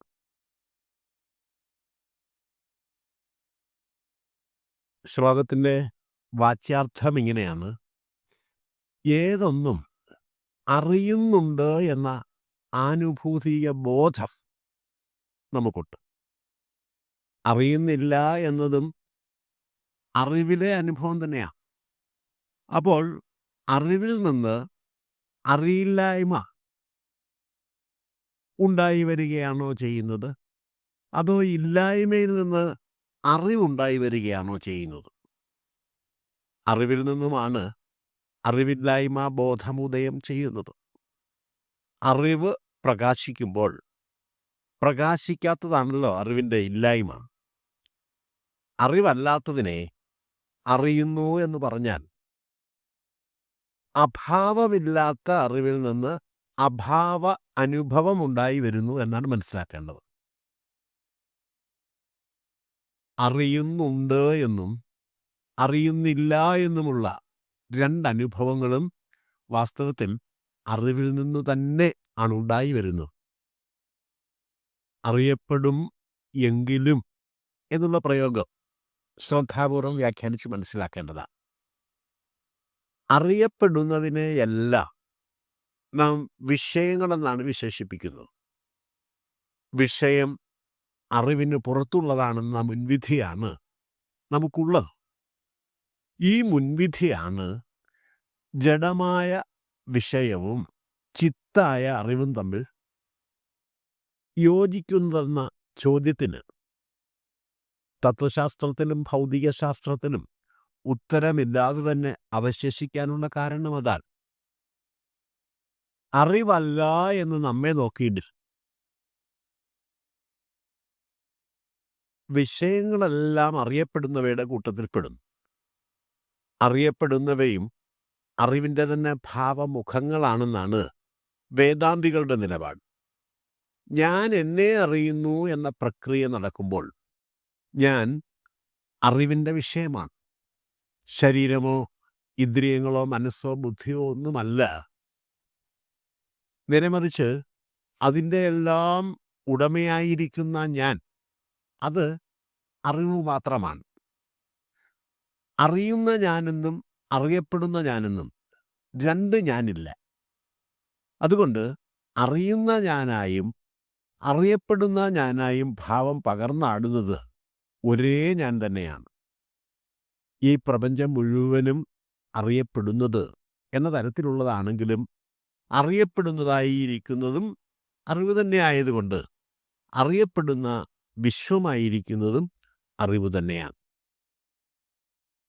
ഇത്രയും കാര്യങ്ങളാണ് ഈ ശ്ലോകത്തെപ്പറ്റി വിശദീകരിക്കാനായിട്ടുള്ളത്. ഇനി നമുക്ക് 8ാമത് ശ്ലോകത്തിൻ്റെ പഠനത്തിലേക്ക് കടക്കാവുന്നതാണ്. അറിവെന്നേ ഇതുമുണ്ട്, അറിവുണ്ടെന്നാൽ ഇതെങ്ങു നിന്നേടും. അറിവൊന്നെണ്ണം വേറില്ലറിവല്ലാതെങ്കിലെന്തിരിക്കുന്നു. അറിവെന്നേ ഇതുമുണ്ട്, അറിവുണ്ടെന്നാൽ ഇതെങ്ങു നിന്നേടും. അറിവൊന്നെണ്ണം വേറില്ലറിവല്ലാതെങ്കിലെന്തിരിക്കുന്നു. അറിവെന്ന് അന്നേ ഇതുമുണ്ട്. അറിവ് എന്നു മുതലാണോ ഉണ്ടായത് അന്ന് മുതലേ ഈ ലോകവും ഉണ്ട്. അറിവുണ്ട് എന്നാൽ വാസ്തവത്തിൽ ഉണ്മയുള്ളതായി അറിവ് മാത്രമേ ഉള്ളൂ എന്ന് ബോധ്യമായി കഴിഞ്ഞാൽ ഇത് എങ്ങു നിന്നീടും. ഇതിൻ്റെ, അതായത് ഈ ലോകത്തിൻ്റെ നില, അതിൻ്റെ ഉണ്മ എവിടെയായിരിക്കും സ്ഥിതി ചെയ്യുക? അറിവൊന്ന്, അറിവ് ഏകമാണ്. അറിവല്ലാതെ എണ്ണം വേറില്ല. അറിവിനെ കൂടാതെ എണ്ണിപ്പറയാവുന്നതായി മറ്റൊന്നും തന്നെ ഇല്ല. എങ്കിൽ ഇതാണ് സ്ഥിതിയെങ്കിൽ എന്തിരിക്കുന്നു? എന്താണ് യഥാർത്ഥത്തിലുള്ളത്? ശ്ലോകത്തിൻ്റെ വാച്യാർത്ഥം ഇങ്ങനെയാണ്: അറിവ് എന്നുണ്ടായോ അന്നു മുതൽ ഈ ലോകവുമുണ്ട്. അറിവുള്ള കാലം അത്രയും ലോകമുണ്ടായിരിക്കുകയും ചെയ്യും. ഇങ്ങനെ അറിവുള്ളപ്പോൾ അറിയപ്പെടുന്നതായി ലോകവും ഉണ്ടായിരിക്കുമെങ്കിലും വാസ്തവത്തിൽ ഉണ്മയുള്ളത് അറിവിന് മാത്രമാണ്. അക്കാര്യം ഉറച്ചു കിട്ടിയാൽ ഉണ്മ അറിവിൽ നിന്നും വേറിട്ട് മറ്റെങ്ങുമില്ല എന്ന് ബോധ്യപ്പെട്ട് കിട്ടുന്നതാണ്. അറിവ് ഏകവും അഖണ്ഡവുമാണ്. അതിന് മാത്രമേ യഥാർത്ഥത്തിൽ ഉണ്മയുള്ളൂ. അറിവെന്ന് അന്നേ ഇതുമുണ്ട്, അറിവ് എന്ന് അന്നേ ഇതുമുണ്ട് എന്നാണല്ലോ ശ്ലോകത്തിൻ്റെ ആരംഭത്തിൽ പറഞ്ഞിരിക്കുന്നത്. അറിവും ലോകവും ഒരേ സമയമുണ്ടായി വന്നു എന്നാണ് അറിവെന്ന് അന്നേ ഇതുമുണ്ട് എന്ന് പറഞ്ഞിരിക്കുന്നതിൻ്റെ അർത്ഥം. അങ്ങനെയാണെങ്കിൽ ഈ ലോകം ഉണ്ടായി വരുന്നതിന് മുമ്പ് അതെവിടെയായിരുന്നു എന്നൊരു സംശയമുണ്ടാവുക സ്വാഭാവികമാണ്. കാണപ്പെടുന്നതിനെയാണല്ലോ ലോകമെന്ന് പറയുന്നത്. വസ്തുസ്വരൂപത്തെ ലോകനവൃത്തിയിലൂടെ കണ്ടറിയുന്ന പ്രക്രിയയാണ് ലോകനം അഥവാ കാണൽ. നോട്ടത്തിൽ തെളിഞ്ഞു വരുന്ന രൂപം അഥവാ ദൃശ്യമാണ് കാണപ്പെടുന്നതായി തീരുന്നത്. ആ പ്രക്രിയ നടക്കുന്നതിന് മുമ്പ് ദൃശ്യവസ്തു അവിടെ തന്നെ ഉണ്ടായിരുന്നു എന്നുള്ളതാണ് സത്യം. എന്നാൽ ആ ദൃശ്യബോധം ദൃഷ്ടാവിൻ്റെ ബുദ്ധിയിൽ പ്രകാശിതമായിരുന്നില്ല താൻ.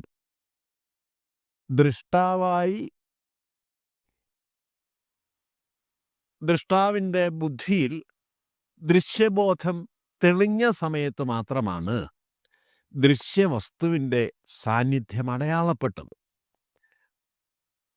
അത് ശരിക്കും മനസ്സിലാക്കിയിരിക്കുന്നതാണ്.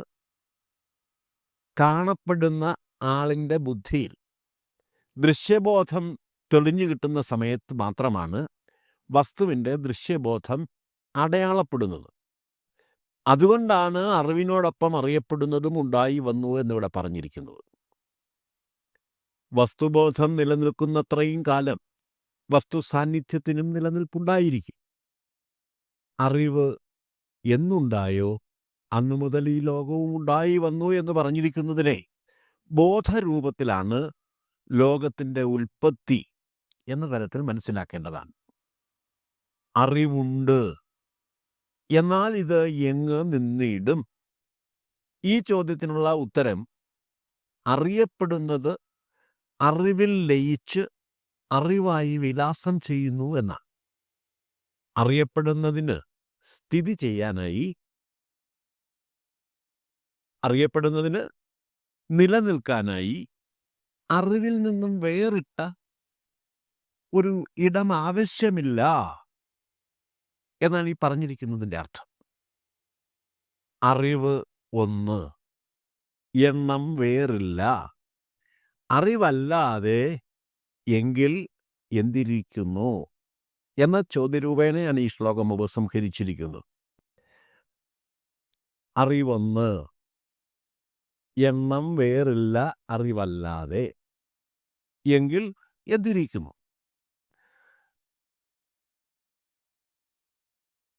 ഉണ്മയെ വേറെ വേറെ കാണുമ്പോൾ മാത്രമാണ് എണ്ണി തിട്ടപ്പെടുത്തേണ്ടതിൻ്റെ ആവശ്യമുണ്ടാകുന്നത്. സർവത്ര ഒന്നിനെ മാത്രം കാണുന്നിടത്ത് എണ്ണത്തിന് സ്ഥാനമില്ല.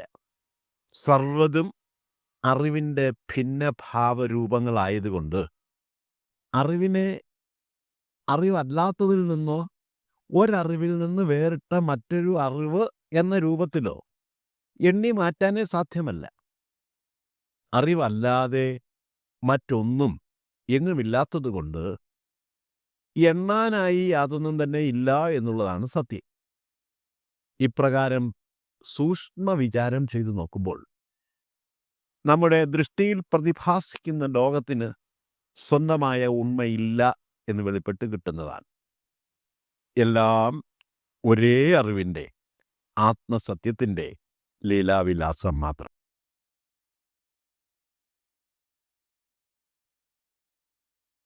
ശ്രീനാരായണ ഗുരുദേവ തൃപ്പാദങ്ങളാൽ വിരചിതമായ അറിവ് എന്ന കൃതിയിലെ 9ാമത് ശ്ലോകത്തിൻ്റെ പഠന ക്ലാസ് സമാരംഭിക്കുന്നു. അറിവിന്നിടമൊന്നുണ്ട്, ഇല്ലറിയപ്പെടുമെന്നതിന്നു വേറായി. അറിവെന്നാലങ്ങേത് ഈ അറിയപ്പെടുമെന്നതേറുമെന്നീടിൽ. അറിവിന്നിടമൊന്നുണ്ടില്ലറിയപ്പെടുമെന്നതിന്നു വേറായി. അറിവെന്നാലങ്ങേതി അറിയപ്പെടുമെന്നതേറുമെന്നീടിൽ. അറിവിന് ഇടം ഒന്നുണ്ട്. അറിവിന് സ്ഥിതി ചെയ്യാൻ ഒരിടമുണ്ട്. ആ ഇടം ഏകമാണ്. ഇല്ല അറിയപ്പെടും എന്നതിന് വേറായി. അറിയപ്പെടുന്നതിന് സ്ഥിതി ചെയ്യാനായി വേറിട്ട പ്രത്യേകമായ ഇടമില്ല. എന്നാൽ അങ്ങനെയാണ് സ്ഥിതിയെങ്കിൽ അറിവ് അങ്ങേത്? അറിവ് അങ്ങ് ഏത് ദൂരെ എവിടെയോ ഇരിക്കുന്ന മറ്റൊന്നാണെന്ന തരത്തിൽ എന്നീടിൽ എണ്ണി നോക്കിയാൽ അറിയപ്പെടുന്നത് ഏറും. അറിവ് വിഷയങ്ങളിലേക്ക് എങ്ങനെ കടന്നുകയറി ചെല്ലും? ശ്ലോകത്തിന്റെ വാച്യാർത്ഥം ഇങ്ങനെയാണ്: ഏകമായ സത്യമാണ് അറിവ്. അതിനു മാത്രമേ നിലനിൽക്കാൻ ഇടമുള്ളൂ. ആ ഇടം ഏകവുമാണ്. അറിയപ്പെടുന്നത് എന്ന് നാം വിശേഷിപ്പിക്കുന്നതിന് നിലനിൽക്കാൻ പ്രത്യേകമായി വേറെ ഇടമില്ല. ആ സ്ഥിതിക്ക് അകന്നിരിക്കുന്ന മറ്റൊന്ന് എന്ന തരത്തിൽ അറിയപ്പെടുന്ന വിഷയത്തിലേക്ക് അറിവിനെങ്ങനെയാണ് കടന്നു കയറാൻ സാധിക്കുക? ഇപ്രകാരം സൂക്ഷ്മ വിചാരം ചെയ്തു നോക്കുമ്പോൾ അറിവ് അന്യമായ ഒന്നിനെ അങ്ങോട്ട് ചെന്നറിയുന്നു എന്ന ധാരണ തെറ്റാണെന്ന് വെളിപ്പെട്ടു കിട്ടുന്നതാ. ചിന്തയെ അറിവിൻ്റെ അനന്ത വൈഭവങ്ങളുടെ സൂക്ഷ്മതകളിലേക്ക് കൂട്ടിക്കൊണ്ടുപോകുന്ന ബൗദ്ധിക വ്യാപാരമാണ് ഈ ശ്ലോകത്തിൽ അവതരിപ്പിച്ചിരിക്കുന്നു. നമുക്ക് അറിവുണ്ടാകുന്നത് എങ്ങനെയാണ്? ഒരു വസ്തുവിനെ കാണുകയും അത് ഇന്നതാണെന്ന് മനസ്സിലാക്കുകയും ചെയ്യുന്ന ബോധവൃത്തി എന്ന് അറിവിനെ വിശേഷിപ്പിക്കാം. കാണുന്നവൻ്റെ മനസ്സ് കാണപ്പെട്ട വസ്തുവിൽ കടന്നുകയറി അതുമായി താദാത്മ്യം പ്രാപിക്കുന്നതാണ് ദൃശ്യാനുഭവം എന്ന് വേണമെങ്കിൽ പറയാം. പൗരാണികമായ പൗരസ്ത്യ വീക്ഷണമാണിത്. ആധുനികമായ പാശ്ചാത്യ ശാസ്ത്രീയ വീക്ഷണം ഇതിൽ നിന്നും വ്യത്യസ്തമാണ്. ഏതെങ്കിലും ഒരു ബാഹ്യവസ്തു അഥവാ പ്രാപഞ്ചിക വസ്തു ഇന്ദ്രിയങ്ങളിൽ വൈദ്യുതാഘാതം ഉണ്ടാക്കുകയും ആ ആഘാതം നാഡികളിലൂടെ തലച്ചോറിലേക്ക് പടർന്ന് രാസമാറ്റങ്ങൾ ഉണ്ടാക്കുകയും ചെയ്യുന്നതിനെയാണ് ആധുനിക ശാസ്ത്രം അനുഭവത്തെ വിശേഷിപ്പിക്കുന്നത്. മറ്റൊരു തരത്തിൽ പറഞ്ഞാൽ, ബാഹ്യമായ പ്രാപഞ്ചിക വിഷയം മനസ്സിലേക്ക് കടന്നു കയറി അതിൻ്റെ രൂപം മനസ്സിൽ പ്രതിഫലിക്കുമ്പോഴാണ് ബോധാനുഭവം ഉണ്ടാകുന്നത്. സങ്കീർണമായ ഈ സമസ്യയാണ് ഗുരുദേവൻ ഇവിടെ മൂല്യനവീകരണം ചെയ്ത് താത്വികമായി ദാർശനിക തലത്തിൽ അവതരിപ്പിച്ചിരിക്കുന്നത്. അറിവിന് ഇടമൊന്നുണ്ട് എന്ന് പറഞ്ഞിരിക്കുന്നതിൻ്റെ അർത്ഥം ഏകവും അഖണ്ഡവുമായ ഒരേ ഒരു ഇടത്തിലാണ് അറിവ് നിറഞ്ഞിരിക്കുന്നത് എന്നാണ്. അറിവിൻ്റെ നിറവില്ലാത്തതായ ഒരിടവും എങ്ങുമില്ല എന്ന് സാരം. അറിയപ്പെടുന്നതെല്ലാം ആ ഏകമായ ജ്ഞാനമണ്ഡലത്തിൽ ഉൾപ്പെട്ടിരിക്കുന്നു എന്ന തരത്തിൽ ഇതിനെ മനസ്സിലാക്കേണ്ടതാണ്. അറിവെന്നാൽ അങ്ങ് ഏത്? അറിയപ്പെടുമെന്നത് ഏറും എന്നീടിൽ എന്നാണ് ശ്ലോകത്തിൻ്റെ അവസാന പകുതിയിൽ പറഞ്ഞിരിക്കുന്നത്.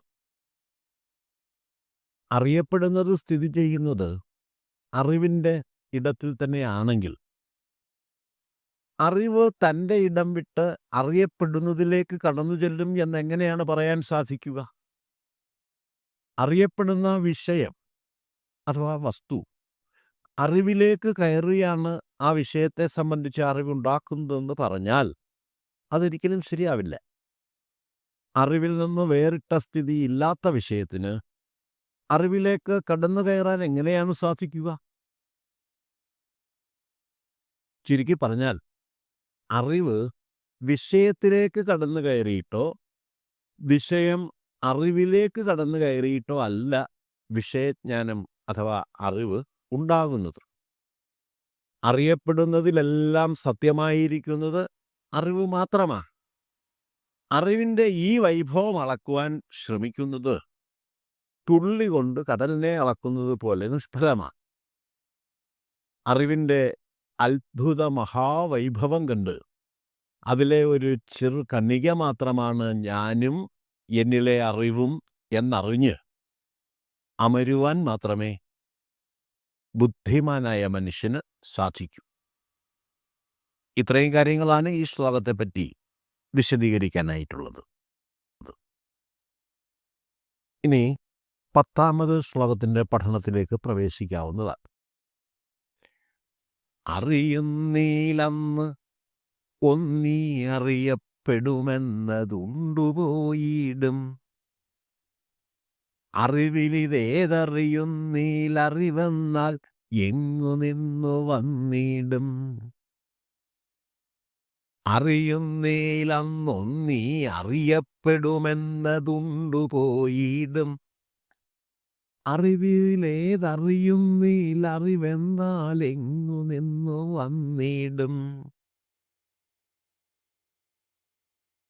അറിയുന്നില്ല, അറിവല്ലാത്തതിനെ അറിവ് പോയി അറിയുന്നില്ല. അതൊന്ന്. ഇത് വെളിപ്പെട്ട് കിട്ടുമ്പോൾ പരമമായ സത്യം ഒന്നാണെന്നുള്ള കാര്യവും വെളിപ്പെട്ട് കിട്ടും. ഈ അറിയപ്പെടുമെന്നത് അപ്പോൾ അറിയപ്പെടുന്നത് എന്ന തരത്തിൽ അറിവിൽ നിന്ന് വേറിട്ടതായി നാം കരുതിയിരിക്കുന്ന ലോകം ഉണ്ടുപോയിടും. പരമാർത്ഥത്തിലുള്ള ഏകമായ അറിവിനാൽ ഉണ്ണപ്പെട്ടുപോലെ വിഴുങ്ങപ്പെട്ട് കഴിഞ്ഞിരിക്കും. അറിവിൽ, പാരമാർത്ഥികമായ അറിവിൽ ഇത് ഏത് അറിയുന്നില്ല. വ്യാവഹാരികമായ ഏതെങ്കിലും അറിവിന് ഉണ്ടായി വരാൻ സാധിക്കാത്തതായി ഇല്ല എന്നുള്ളതാണ് സത്യം. എന്നാൽ അങ്ങനെയാണ് സ്ഥിതിയെങ്കിൽ അറിവ് എങ്ങു നിന്ന് വന്നിടും? എവിടെ നിന്നാണ് അറിവ് ഉറന്നു വരുന്നത്? ശ്ലോകത്തിൻ്റെ വാച്യാർത്ഥം ഇതാണ്: അറിവല്ലാത്തതിനെ അറിവ് പോയി അറിയുന്നില്ല. ഈ പരമാർത്ഥം വെളിപ്പെട്ട് കിട്ടുമ്പോഴാണ് സത്യം ഏകമാണെന്ന കാര്യവും വെളിപ്പെട്ട് കിട്ടുന്നത്. ഈ രണ്ട് വെളിപ്പെടലുകളും ഒരേ അറിവിൻ്റെ തന്നെ വെളിപ്പെടൽ തന്നെയാണ്. ഈ വെളിപാട് ഉണ്ടായി കഴിയുമ്പോഴേക്കും അറിവിൽ നിന്നും ഭിന്നമായത് എന്ന തരത്തിൽ നാം കരുതിപ്പോരുന്ന വിഷയങ്ങളെയെല്ലാം പരമാർത്ഥത്തിൽ ഉണ്മയുള്ളതും ഏകവുമായ അറിവ് വിഴുങ്ങിക്കഴിഞ്ഞിരിക്കും. പാരമാർത്ഥികവും ഏകവുമായ അറിവിലേതെങ്കിലും പ്രത്യേക രൂപത്തിലുള്ള അറിവിന് രൂപം കൊള്ളാൻ സാധിക്കാത്തതായിട്ടുണ്ടോ? ഇല്ല. ആ സ്ഥിതിക്ക് ഓരോ പ്രത്യേക അറിവും എവിടെ നിന്നുമാണ് ഉണ്ടായി വരുന്നത്? ഒരേ അറിവിൻ്റെ ഏകമായ ഉണ്മയിൽ നിന്ന് തന്നെയാണ് എല്ലാ വിശേഷജ്ഞാനങ്ങളും ഉണ്ടായി വരുന്നത്.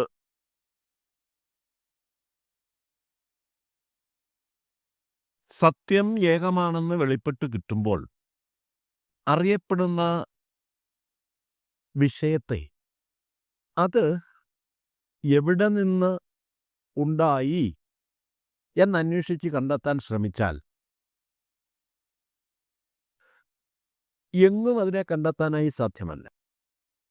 അതിൻ്റെ ഉണ്മയെ, ഏകമായ അറിവിൻ്റെ ഉണ്മ വിഴുങ്ങിക്കഴിഞ്ഞിരിക്കും.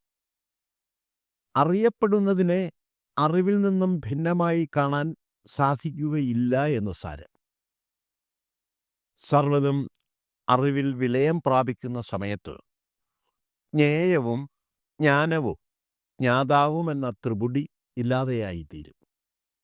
ആ നിലയിൽ അറിയപ്പെടുന്നതായി നിന്നിരുന്ന പൊരുൾ വേർതിരിക്കാനാവാത്ത വിധം അറിവിൽ കലർന്ന് ഇല്ലാതെയായി അറിവായി മാറും എന്നാണ് ഈ പറഞ്ഞിരിക്കുന്നതിൻ്റെ അർത്ഥം. നാനാ കൈവഴികളിലൂടെ ഒഴുകി അഴിമുഖത്ത് വന്നു ചേരുന്ന നദികൾ കടലിൽ ലയിച്ച് കടലായി തീരുന്നത് പോലെയാണ്. കടലിൽ ചെന്നെത്തിയാൽ പിന്നെ നദികൾക്ക് നദീസ്വത്വമില്ല. കടലിൻ്റെ സ്വത്വസ്വരൂപതയിൽ നദീസ്വത്വം അലിഞ്ഞു ചേരുന്നു. കടലിൽ നിന്ന് നദിയെ പിന്നീട് വേർതിരിച്ചറിയാൻ സാധ്യമല്ല. അതുപോലെ ജ്ഞാനസ്വരൂപതയിൽ വിലയം പ്രാപിച്ചു കഴിഞ്ഞാൽ പിന്നെ ജ്ഞേയത്തിന് വേറിട്ട ഉണ്മയില്ല എന്നാണ് ഈ ശ്ലോകത്തിൽ പറഞ്ഞിരിക്കുന്നു. സർവ്വതും അറിവിൽ വിലയിച്ച് അറിവായി അവശേഷിക്കുന്നു എന്ന് സാരം. ഇത്രയും കാര്യങ്ങളാണ് ഈ ശ്ലോകത്തെപ്പറ്റി വിശദീകരിക്കാനായിട്ടുള്ളത്. ഗുരുകൃതമായ അറിവ് എന്ന കൃതിയിലെ 11ാമത് ശ്ലോകത്തിൻ്റെ പഠനത്തിലേക്ക് നാം പ്രവേശിക്കുകയാണ്. അറിവിന്നറിവായി നിന്നേതറിയിക്കുന്നിങ്ങു നാം അതായിടും.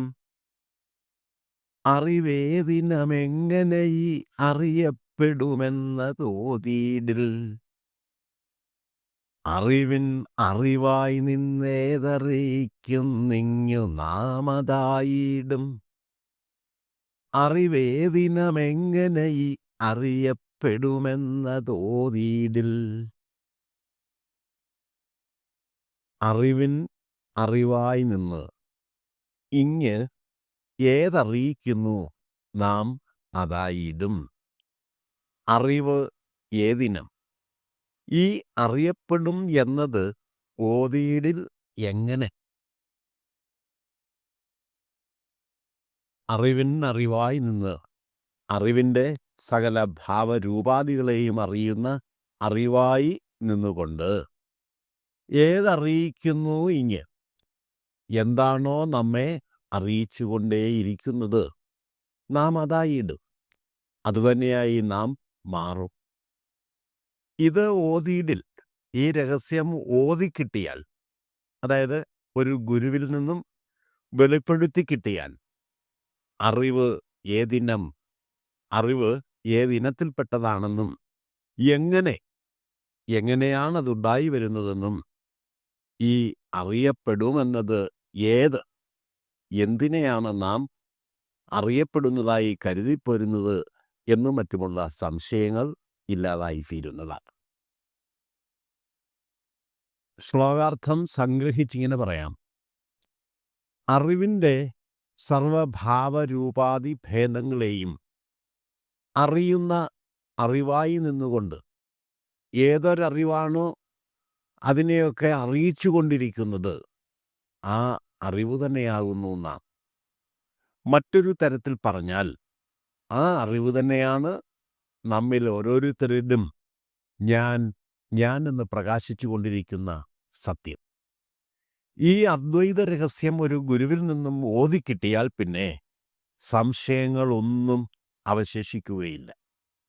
അറിവ് ഏതിനത്തിൽപ്പെട്ടതാകുന്നു, അറിവ് എങ്ങനെയാണ് ഉണ്ടായി വരുന്നത്, അറിവിന് വിഷയമായി ഈ പ്രപഞ്ചത്തിൽ കാണുന്നതൊക്കെ എന്താണ്, ഈ വക സംശയങ്ങളെല്ലാം അപ്പോൾ നീങ്ങിക്കിട്ടുന്നതാണ്. അറിവിൻ അറിവ് എന്ന് പറഞ്ഞാൽ പൊരുളിൻ പൊരുൾ എന്നാണ് അർത്ഥം.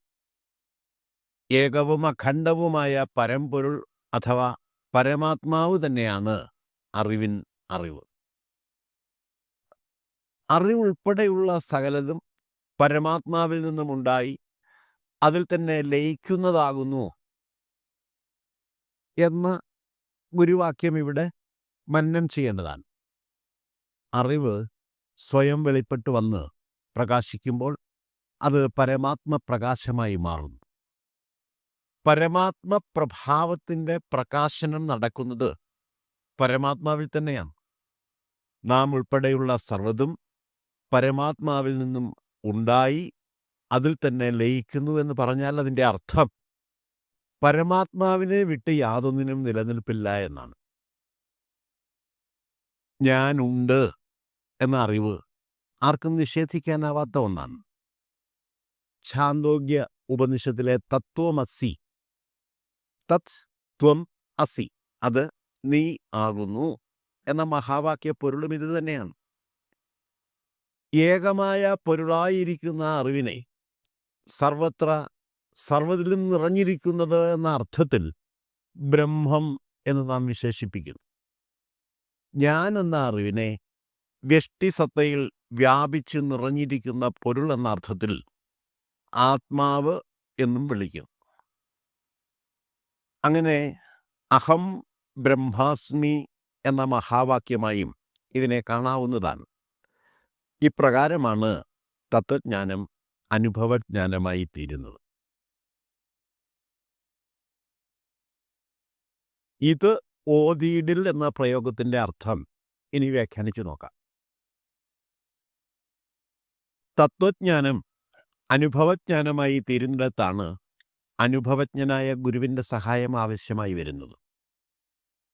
ഗുരു ശിഷ്യന് നൽകുന്ന സംശയ നിവാരണ രൂപേണയുള്ള ഉപദേശത്തെയാണ് ഓത്ത് എന്ന് പറയുന്നത്. ബ്രഹ്മവിത്തായ ഗുരു വാക്കുകൾ കൊണ്ട് തന്നെ ഓതിക്കൊടുക്കണമെന്ന് നിർബന്ധമില്ല. പലപ്പോഴും ഓത്തുകൾ മൗനരൂപത്തിലുള്ളതായിരിക്കും.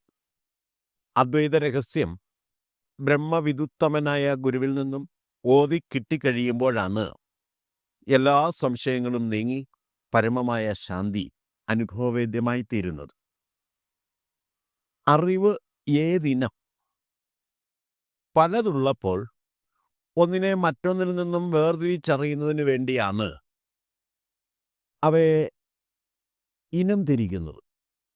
അറിവ് സ്വയം ഒരു ഇനമായതുകൊണ്ട് മറ്റൊന്നിൽ നിന്ന് അതിനെ വിശേഷണ ലക്ഷണങ്ങൾ നോക്കി വേർതിരിക്കാൻ സാധ്യമല്ല.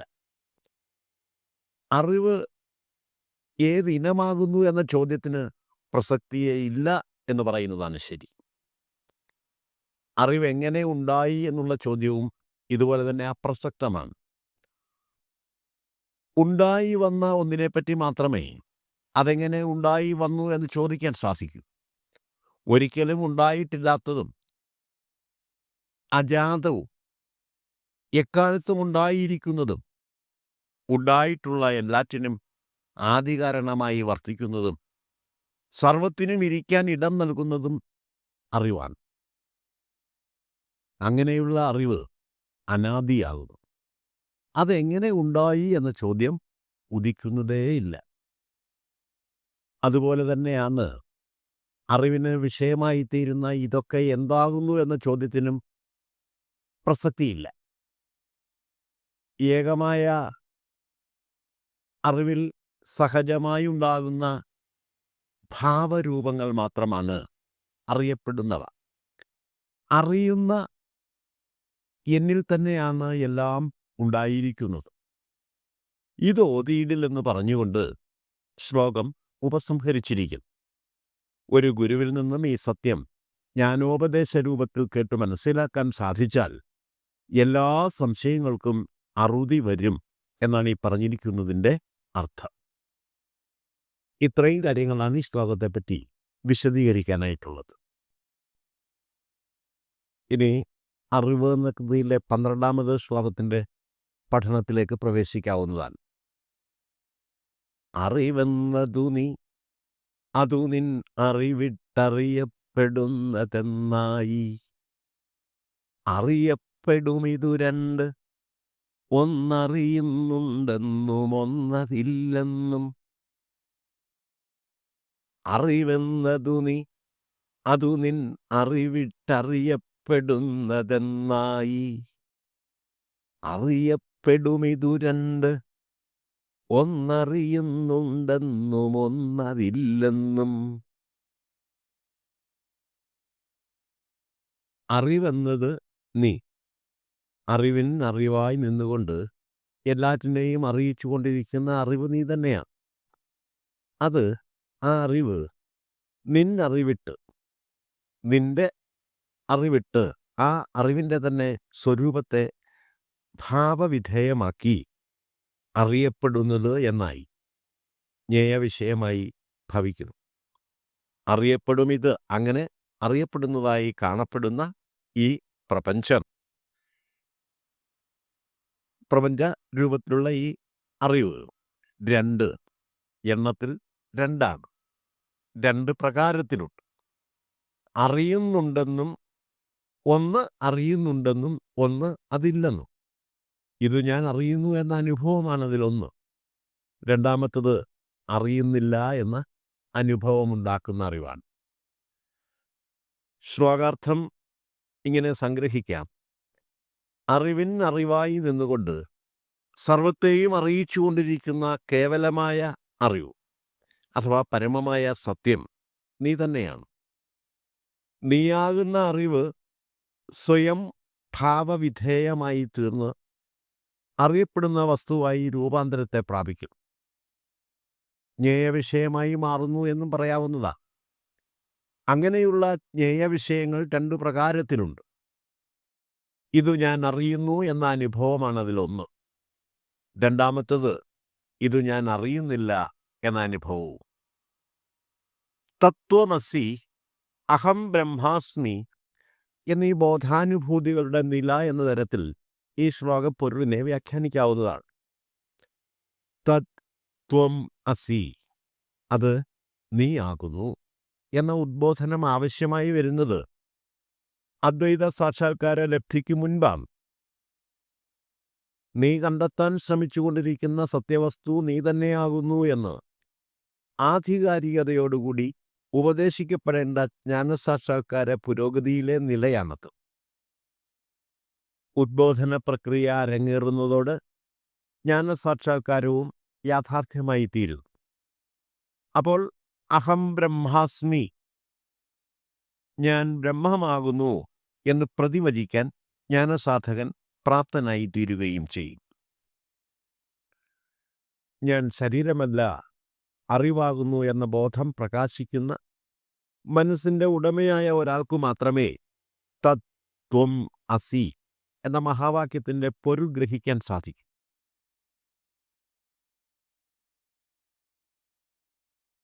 അതുപോലെ അഹം ബ്രഹ്മാസ്മി എന്ന് അസന്നിഗ്ധമായി പ്രസ്താവിക്കാനും ഏകമായ പരമ്പൊരുളിനെ അദ്വയഭാവരൂപേണ ദർശിച്ചവന് മാത്രമേ സാധിക്കൂ. അറിവിൻ്റെ ഏകവും അഖണ്ഡവുമായ സ്വത്വസ്വരൂപത അറിയുന്നു എന്ന സാക്ഷാത്കാര നിലയാണ് അറിവിൻ്റെ ഒന്നാമത്തെ ഇനമായി ഈ ശ്ലോകത്തിൽ പറഞ്ഞിരിക്കുന്നത്. അഖണ്ഡാനുഭൂതിയിൽ മനസ്സ് അമരാതെ നിൽക്കുന്ന നിലയെയാണ് അറിയുന്നില്ല എന്ന രണ്ടാമത്തെ ഇനമായും ഇവിടെ വിശേഷിപ്പിച്ചിരിക്കുന്നത്. ഇത്രയും കാര്യങ്ങളാണ് ഈ ശ്ലോകത്തെപ്പറ്റി വിശദീകരിക്കാനായിട്ടുള്ളത്. ഇനി 13ാമത്തെ ശ്ലോകം മനനം ചെയ്യാവുന്നതാണ്. അറിവുമതിൻ വണ്ണം ചെന്ന് അറിയുന്നവനിൽ പകർന്നു പിന്നീടും അറിയപ്പെടുമിതിലൊന്നി അറിവിൻ പൊരിവീണു ചീന്തി അഞ്ചായി. അറിവുമതിൻ വണ്ണം ചെന്നറിയുന്നവനിൽ പകർന്നു പിന്നീടും അറിയപ്പെടുമിതിലൊന്നി അറിവിൻ പൊരിവീണു ചീന്തി അഞ്ചായി. അറിവും അതിൻവണ്ണം ചെന്ന് അറിയുന്നവനിൽ പകർന്ന് പിന്നീടും അറിയപ്പെടും. ഇതിൽ ഒന്ന് അറിവിൻ പൊരിവീണ് ചീന്തി അഞ്ചായി. അറിവും അതിൻവണ്ണം ചെന്ന്, അറിവും അതുപോലെ തന്നെ ഭാവപരതയ്ക്ക് വിധേയമായി അറിയുന്നവനിൽ പകർന്ന്, അറിയുന്നവൻ എന്ന രൂപം പകർന്ന് അങ്ങനെ ജ്ഞാതാവും ഉണ്ടായി, പിന്നീടും അതിനുശേഷവും അറിയപ്പെടും ഇതിൽ ഒന്ന്. അറിയുന്നു എന്ന തരത്തിലുള്ള ജ്ഞേയവിഷയം ഈ അറിവിൻ പൊരിവീണ് ജ്ഞാതാവിൻ്റെ രൂപത്തിലുള്ള, അറിയുന്നവൻ എന്ന രൂപത്തിലുള്ള അറിവാകുന്ന തീയുടെ പൊരിവീണ് ചീന്തി അഞ്ചായി, അഞ്ചായി പിളർന്ന് ശബ്ദം, സ്പർശം, രൂപം, രസം, ഗന്ധം എന്നീ വിഷയങ്ങളായിത്തീരുന്നു. അതോടൊപ്പം പഞ്ചേന്ദ്രിയങ്ങളും രൂപം കൊണ്ടു, അത് രൂപം കൊള്ളുന്നു എന്ന് പറയാം. ശ്ലോകത്തിൻ്റെ വാച്യാർത്ഥം ഇങ്ങനെയാണ്. കേവല സത്യമായിരിക്കുന്ന നിരുപാധിക ജ്ഞാനം അതുപോലെ തന്നെ ഭാവപരതയ്ക്ക് വിധേയമായി തീർന്ന് അറിയുന്നവൻ അഥവാ ജ്ഞാതാവ് എന്ന രൂപം കൈക്കൊള്ളുന്നു. അങ്ങനെ ജ്ഞാതാവും ഉണ്ടായി വരുന്നു. ജ്ഞേയ വിഷയത്തിന് 2 പ്രകാരങ്ങളുണ്ട്. അറിയുന്ന എന്ന തരത്തിലുള്ള അറിയുന്നു എന്ന തരത്തിലുള്ള ജ്ഞേയ വിഷയമാണിത്. അതിലൊന്ന് ജ്ഞാതാവിൻ്റെ രൂപത്തിലുള്ള അറിവാകുന്ന തീയുടെ ജ്ഞാനാഗ്നിയുടെ പൊരി വീണ് 5 പിരിഞ്ഞ് ശബ്ദം, സ്പർശം, രൂപം, രസം, ഗന്ധം എന്നീ വിഷയങ്ങളായിത്തീരുന്നു. അതോടൊപ്പം പഞ്ചേന്ദ്രിയങ്ങളും ഉണ്ടായി വരുന്നു. നാം ഓരോരുത്തരും ഞാനെന്ന തരത്തിൽ അനുഭവിക്കുന്ന കേവലമായ അറിവ് തന്നെയാണ് ഭാവപരതയ്ക്ക് വിധേയമായി അറിയപ്പെടുന്നവയായിത്തീരുന്നത്. അറിയപ്പെടുന്നതായി ഭാവം പകർന്നാടുന്ന അറിവിനെ ഇദന്ത എന്നാണ് പറയുന്നത്. ഇദന്ത എന്ന് പറഞ്ഞാൽ ഇത് എന്ന ബോധം. ഇദന്തയോടൊപ്പം സ്വാഭാവികമായി ഉണ്ടാകുന്ന അഹന്തയാണ് ജ്ഞാതാവെന്ന ഭാവം. ഒരേ അറിവ് തന്നെയാണ് ഒരു വശത്ത് അറിയപ്പെടുന്നതായും മറുവശത്ത് അറിയുന്നവനായും ഉപാധിയോടുകൂടി ഉരുത്തിരിയുന്നത്. ജ്ഞാതാവും ജ്ഞേയവും തമ്മിലുള്ള വേഴ്ചയിലൂടെയാണ് വിശേഷജ്ഞാനമുണ്ടായി വരുന്നത്. അറിവ് തന്നെയാണ് അറിയുക എന്ന ക്രിയയായും വർത്തിക്കുന്നത്. ജ്ഞാനം, ജ്ഞാതാവ്, ജ്ഞേയം ഇവ മൂന്നും ഒരേ അറിവിൻ്റെ ഭാവരൂപഭേദങ്ങളാണ്. അറിവ് അഗ്നി പോലെ സദാ എരിഞ്ഞുകൊണ്ടാണ് ഇരിക്കുന്നത്. അറിയുന്നവൻ എന്ന രൂപത്തിൽ കത്തിയെരിയുമ്പോഴുണ്ടാകുന്ന പൊരി ജ്ഞേയ വിഷയത്തിൻ്റെ ലോകത്തെ 5 ചീന്തിക്കളയുന്നു. ജ്ഞേയം 5 പിരിയുന്നതോടൊപ്പം ജ്ഞാതാവിൻ്റെ വിഷയഗ്രാഹ്യ ഭാവവും 5 വേർപിരിയുന്നു. അതാണ് പഞ്ചേന്ദ്രിയങ്ങൾ. ഇത്തരത്തിലാണ് ഒരേ അറിവ് തന്നെ ജ്ഞാതാവും ജ്ഞേയവും ജ്ഞാനവും ചേർന്ന ജഗത് വിലാസമായി വർത്തിക്കുന്നത്. ഇത്രയും കാര്യങ്ങളാണ് ഈ ശ്ലോകത്തെപ്പറ്റി വിശദീകരിക്കാനായിട്ടുള്ളത്. ഗുരുകൃതമായ അറിവ് എന്ന കൃതിയിലെ 14ാമത് ശ്ലോകത്തിൻ്റെ പഠനത്തിലേക്ക് നാം പ്രവേശിക്കുകയാണ്.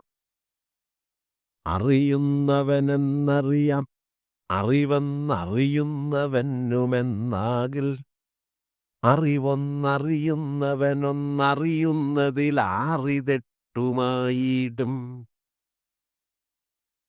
അറിയുന്നവനെന്നറിയാം, അറിവെന്നറിയുന്നവനുമെന്നാകിൽ, അറിവൊന്നറിയുന്നവനൊന്നറിയുന്നതിലാറിതെട്ടുമായിടും. അറിയുന്നവൻ എന്നറിയാം. ഓരോരുത്തരും ഓരോന്നും അറിയുമ്പോൾ ഞാൻ അറിയുന്നവനാകുന്നു എന്ന അറിവും ഉണ്ടാകുന്നുണ്ട്. അറിവെന്ന് അറിയുന്നവനും എന്നാകിൽ സർവ്വതും ഏകമായ അറിവാകുന്നു എന്നറിയുന്നവനിലുമുണ്ട് ഞാൻ അറിയുന്നവൻ എന്ന ദ്വന്ദ്വബോധം എന്ന് വരുമ്പോൾ അറിവൊന്ന്, അറിയുന്നവനൊന്ന്, അറിയുന്നതിൽ 6, ഇത് 8മായിടും. ശ്ലോകാർത്ഥം ഇങ്ങനെയാണ്. ഓരോന്നറിയുമ്പോഴും ഞാൻ അറിയുന്നവൻ എന്നുകൂടി നാം അറിയുന്നുണ്ട്. സർവ്വതും ഏകമായ അറിവ് മാത്രമാകുന്നു എന്ന ബോധ്യമുള്ളവന് പോലും ഞാൻ അറിയുന്നവനാകുന്നു എന്ന ബോധം കൂടി ഉണ്ടായിരിക്കും. അങ്ങനെ നോക്കുമ്പോൾ അഹന്തയുടെ വശത്ത് അറിവിന് 8 ഭാവങ്ങളുള്ളതായി കാണാവുന്നതാണ്. അറിവ്, അറിയുന്നവൻ, അതുപോലെ തന്നെ അറിയപ്പെടുന്ന വിഷയം, അതിൻ്റെ 6 വിധം ഭാവമുഖങ്ങൾ, ഇതെല്ലാം കൂടെ ചേരുമ്പോൾ എണ്ണം 8ആയിത്തീരുന്നു. അറിയുന്നവൻ്റെ അഥവാ അഹന്തയുടെ വശത്ത് നിന്നുകൊണ്ട് അറിവിൻ്റെ ഭാവരൂപങ്ങൾ പരിശോധിച്ചറിയുന്നത് എങ്ങനെ എന്നാണ് ഇവിടെ വിശദീകരിച്ചിരിക്കുന്നു. അറിയുന്ന ഒരാളിൽ ഏതെല്ലാം തരത്തിലാണ് അറിവ് പ്രകാശിതമായി തീരുന്നത് എന്ന കാര്യമാണ് ഇവിടെ പരിശോധനയ്ക്ക് വിധേയമാക്കിയിരിക്കുന്നത്. അറിയുന്നവന് അറിയുന്നവനെന്ന ബോധമുണ്ട്. ഈ ബോധത്തെ ഒന്ന്, അറിവിനെ ഒന്ന്, അറിയുന്നവനെ ഒന്ന് എന്നിങ്ങനെ എണ്ണി എണ്ണി മൂന്നിനെയും ചേർത്ത് ഒന്നായി ഗണിച്ചാൽ ഈ ഒന്നും ജ്ഞാനേന്ദ്രിയങ്ങൾ 5ഉം ചേരുമ്പോൾ എണ്ണത്തിൽ 6 ആകും. ഈ 6നോട് അറിയുന്നവനെയും അറിയൽ പ്രക്രിയയെയും കൂടി ചേർത്താൽ എണ്ണം 8 ആകും. ജ്ഞാനേന്ദ്രിയങ്ങൾ 5, ജ്ഞാനം 1, ജ്ഞേയം 1, ജ്ഞാതാവ് 1. അങ്ങനെയാണ് ഈ സമവാക്യത്തെ നിർദ്ധാരണം ചെയ്ത് മനസ്സിലാക്കേണ്ടത്.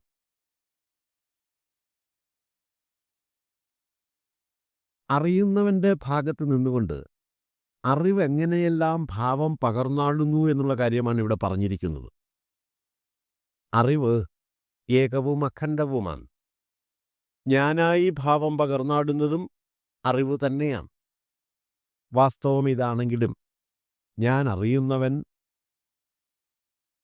എന്ന ഭേദബുദ്ധി കൂടാതെ വ്യവച്ഛേദിച്ചുള്ള ഒരറിവും ഉണ്ടാകുന്നില്ല എന്നുള്ളതാണ് സത്യം. അറിയൽ പ്രക്രിയ നടക്കുന്നത് പഞ്ചേന്ദ്രിയങ്ങൾ മുഖാന്തിരമാണ്. പഞ്ചേന്ദ്രിയങ്ങളുടെ 5 മുഖങ്ങളും അറിവിൻ്റെ ഏകമുഖവും ചേരുമ്പോൾ 6 ജ്ഞാനമുഖങ്ങൾ ഉണ്ടായി വരും. ഇനി വിഷയങ്ങളെ സംബന്ധിക്കുന്ന അറിവിൻ്റെ കാര്യം പരിശോധിച്ച് നോക്കാം. പ്രമേയ വിഷയങ്ങൾ 2 പ്രകാരത്തിലുണ്ടെന്ന് 12ാം ശ്ലോകത്തിൽ നാം മനസ്സിലാക്കിയതാണ്. അറിയുന്നുണ്ട് എന്ന തരത്തിലും അറിയുന്നില്ല എന്ന തരത്തിലുമാണ് പ്രമേയങ്ങൾ വർത്തിക്കുന്നത്. അറിയുന്നില്ല എന്ന തരത്തിൽ പലതില്ല. മറ്റൊരു തരത്തിൽ പറഞ്ഞാൽ അറിയുന്നില്ല എന്ന തരത്തിലുള്ള അറിവും ഏകമാണ്. അറിവിൻ്റെ പരിധിക്ക് പുറത്തുള്ളതെല്ലാം ആ ഒറ്റ ഇനത്തിൽപ്പെടുന്നതാണ്. ഇവിടെ വിഷയങ്ങളുടെ എണ്ണമല്ല, അതിനെക്കുറിച്ചുള്ള അറിവ് മാത്രമാണ് ചിന്താവിഷയമായി വരുന്നുള്ളത് എന്നുള്ള കാര്യം പ്രത്യേകം ഓർത്തിരിക്കേണ്ടതാണ്. അപ്പോൾ അറിയാവുന്ന ലോകവിഷയങ്ങളെ സംബന്ധിക്കുന്ന 5 ഇന്ദ്രിയജ്ഞാനങ്ങൾ, അറിവിനതീതമായതിനെ സംബന്ധിക്കുന്ന ഒരേ ഒരു അറിവ് എന്നിങ്ങനെ പ്രമേയത്തെ സംബന്ധിച്ചുള്ള അറിവിന് 6 മുഖങ്ങൾ അഥവാ 6 ഭാവങ്ങൾ ഉണ്ടെന്ന് വരുന്നു. ഈ 6 മുഖങ്ങളോട് അറിവ്, അറിയുന്നവൻ എന്നീ അറിവുകൾ കൂടി ഉൾപ്പെടുമ്പോൾ അറിയുന്നവനിൽ അത് 8 പ്രകാരത്തിൽ പ്രകാശിക്കും. ഇത്രയും കാര്യങ്ങളാണ് ഈ ശ്ലോകത്തെപ്പറ്റി വിശദീകരിക്കാനായിട്ടുള്ളത്. ശ്രീനാരായണ ഗുരുദേവ തൃപ്പാദങ്ങളാൽ വിരചിതമായ അറിവ് എന്ന കൃതിയിലെ 15ാമത്തെയും അവസാനത്തേതുമായ ശ്ലോകത്തിൻ്റെ പഠനം സമാരംഭിക്കുന്നു.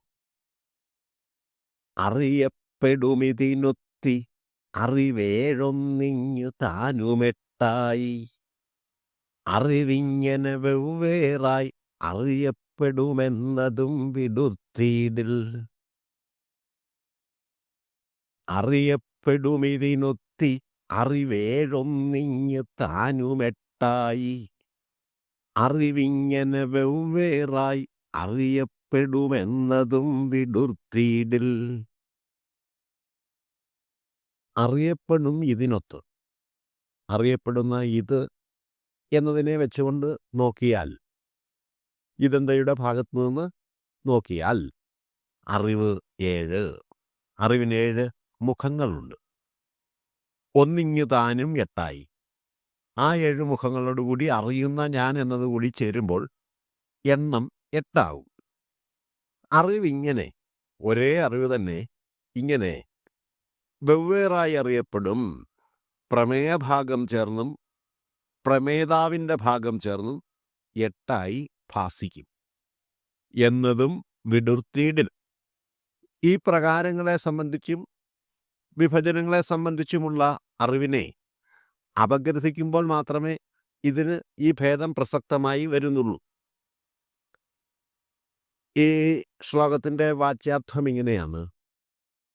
ഇനി ജ്ഞേയത്തിൻ്റെ വശത്ത് നിന്നുകൊണ്ട് പരിശോധിക്കുമ്പോൾ അറിവ് എങ്ങനെയെല്ലാം ഭാവം പകരുന്നു എന്ന് നോക്കാം. ഇന്ദ്രിയജ്ഞാനത്തിൻ്റെ വിഷയങ്ങൾ 5, അതായത് ശബ്ദം, രൂപം, രസം, സ്പർശം, ഗന്ധം. അറിവിനതീതമായതൊന്ന്. ഇത് അറിവാകുന്നു എന്നതിലെ വിഷയമായിരിക്കുന്ന അറിവ് കൂടി ചേരുമ്പോൾ 7. ഞാൻ അറിയുന്നു എന്നതിലെ ഞാൻ ഈ 7നോട് ചേരുമ്പോൾ 8. ഇപ്രകാരം ജ്ഞാതാവിൻ്റെ ഭാഗത്തു നിന്നും ജ്ഞേയത്തിൻ്റെ ഭാഗത്തു നിന്നും നോക്കുമ്പോൾ അറിവ് പ്രതിസമതയോടുകൂടിയാണ് വർത്തിക്കുന്നതെന്ന് കാണാൻ സാധിക്കും. അറിവിനെ അപഗ്രഥന വിധേയമാക്കുമ്പോൾ മാത്രമേ ഈ വിഭജനങ്ങളും അതുപോലെ പ്രകാരഭേദങ്ങളും പ്രസക്തമായി വരുന്നുള്ളൂ എന്ന് മാത്രം. അറിയപ്പെടും ഇതിനൊത്ത് എന്ന് പറഞ്ഞുകൊണ്ടാണ് ഈ ഉപസംഹാര ശ്ലോകം സമാരംഭിക്കുന്നത്. ജ്ഞേയവിഷയമായി അറിവ് ഏതെല്ലാം തരത്തിൽ രൂപം പകർന്നിരിക്കുന്നു എന്ന് പരിശോധിക്കാം എന്നാണ് ഈ പ്രയോഗത്തിൻ്റെ അർത്ഥം. ഈ അറിവ് 7 എന്നാണ് തുടർന്ന് പറഞ്ഞിരിക്കുന്നത്. ജ്ഞേയവിഷയങ്ങളിൽ 7 പ്രകാരത്തിലുണ്ട്. ശബ്ദം, സ്പർശം, രൂപം, രസം, ഗന്ധം എന്നീ 5 ഇന്ദ്രിയ വിഷയങ്ങളും അറിവിനു പുറത്തുള്ളത് എന്താണോ ആ ഒന്നും അറിവിനെ അറിയുമ്പോൾ അതിലെ ജ്ഞേയമായിരിക്കുന്ന അറിവും ചേരുന്നതാണ് 7 ജ്ഞേയ വിഷയങ്ങൾ.